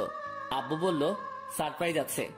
ইমন, তুই নীলাকে নিয়ে উপরে যা, আর দাদু ভাই আমার কাছে থাকবে। তারপরে আমি আর নীলা ওপরে গেলাম। উপরে গিয়ে আমি নীলাকে জড়িয়ে ধরলাম। এই পিচ্ছি, তুই এতদিন আমাকে ছেড়ে কিভাবে থাকতে পারলি? এই শোনো, এখন আমি আর পিচ্ছি নেই, আমি এখন অনেক বড় হয়ে গেছি। তাই তো দেখছি, তুই অনেক বড় হয়ে গেছিস।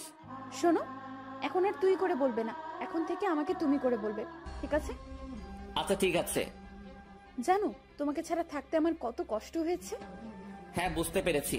তুমি আমার সাথে যে সেদিন রাতে ওভাবে ওইসব না করলে এসব কিছুই হতো না। আমিও তোমাকে ভালোবেসে ফেলেছিলাম, আস্তে আস্তে তোমাকে মেনে নিতাম। সেটা বুঝতে পেরেছি। তুমি এতদিন আমার জন্য অপেক্ষা করছো। তুমি অনেক কষ্ট সহ্য করেছো। তুমিও তো আমার জন্য অনেক কষ্ট সহ্য করেছো। হঠাৎ জিসান এসে আব্বু বলে ডাক দিল। কি হয়েছে আব্বু? তুমি আমার আম্মুকে জড়িয়ে ধরে কি করছিলে? কই, কখন জড়িয়ে ধরলাম? না, আমি দেখেছি। না, তোমার আম্মু পড়ে যাচ্ছিল তাই তোমার আম্মুকে ধরেছি। ও, তাহলে ঠিক আছে। তারপর আমি জিসানকে কোলে নিয়ে গল্প করতে শুরু করলাম। দুপুরে লাঞ্চ করে এসে আমি, জিসান, নীলা তিনজন শুয়ে দুষ্টামি করছি। এভাবে দুষ্টামি করতে করতে বিকেল হয়ে আসলো। কিছুক্ষণ পর জান্নাত এসে বলল, ভাবি গ্রাম থেকে তোমার আম্মু আব্বু এসেছে। নীলা দৌড়ে ওর আম্মু আব্বুর কাছে গিয়ে ওদের পা জড়িয়ে ক্ষমা চাইতে লাগলো।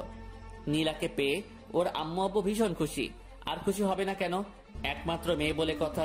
প্রত্যেকটা মা বাবা তার মেয়েকে খুব ভালোবাসে। তারপরে আমরা সবাই গল্প করতে করতে রাত হয়ে আসলো। রাতে সবাই একসাথে ডিনার করে নিলাম। রাতে আমি, নীলা আর জিসান রুমে বসে আছি। এমন সময় জান্নাত আসলো। জিসান, আজকে তুমি আমার সাথে থাকবে। কেন আন্টি? আজকে আমি আমার আব্বুর সাথে আজকে তো তোমার আব্বুর সাথে থাকা যাবে না। আজকে তোমার আব্বু আর আম্মু একসাথে থাকবে। হ্যাঁ জিসান, তোমার আন্টি ঠিকই বলেছে। আজকে তোমাকে আমাদের সাথে নেব না, কাল থেকে তুমি আমাদের সাথে থাকবে। আচ্ছা আম্মু, তুমি যখন বলছো তাহলে আমি আন্টির সাথে থাকবো। তারপরে জিসান আমাকে আর নীলাকে কয়েকটা চুমু দিয়ে ওর আন্টির সাথে চলে গেল। নীলা গিয়ে রুমের দরজা আটকে দিল। নীলা আমার দিকে তাকাচ্ছে আর মুচকি হাসছে। হাসছো কেন? শোনো, আমার আরেকটা বেবি লাগবে। ও মা, আরেকটা? হ্যাঁ, আরেকটা। এবার একটা মিষ্টি মেয়ে লাগবে। তোমার মিষ্টি মেয়ে লাগবে, তাহলে আমাকে বলছো কেন? ওই, তুমি জানো না তোমাকে কেন বলছি? না, আমি তো জানি না। দেখো, নাটক করো না। আচ্ছা ঠিক আছে। তারপর আমি নীলাকে বিছানায় শুয়ে দিলাম। আমি আস্তে আস্তে নীলার কাছে গেলাম। নীলাকে কিস করতে শুরু করলাম। নীলার গালে, মুখে, গলায় কিস বসাতে শুরু করলাম। শুধু কি কিস করলে হবে নাকি? অন্য কিছু করবে? এত ব্যস্ত হচ্ছ কেন? আমার এক্ষুনি লাগবে। আচ্ছা ঠিক আছে। তারপর আমি নীলার ড্রেস খুলে, আপনারা কি শুনছেন? হ্যাঁ, আর কিছু শোনার নেই। তারপরে আমি আর নীলা সুখের সাগরে ভাসতে থাকলাম, যেখান থেকে আর কখনো ফিরে আসবো না। এইভাবে আমাদের সুখের জীবন কাটতে থাকলো। সমাপ্ত। আসসালামু আলাইকুম। গল্পটি শুধুই কাল্পনিক ছিল, আপনাদেরকে বিনোদন দেওয়ার জন্য গল্পটি লেখা হয়েছে। গল্পটি যারা প্রথম থেকে শেষ পর্যন্ত পড়েছেন তাদেরকে অনেক অনেক ধন্যবাদ। আশা করি গল্পটি আপনাদের ভালো লেগেছে। পরবর্তীতে আরো ভালো গল্প নিয়ে আসবো। সবাই ভালো থাকবেন, সুস্থ থাকবেন।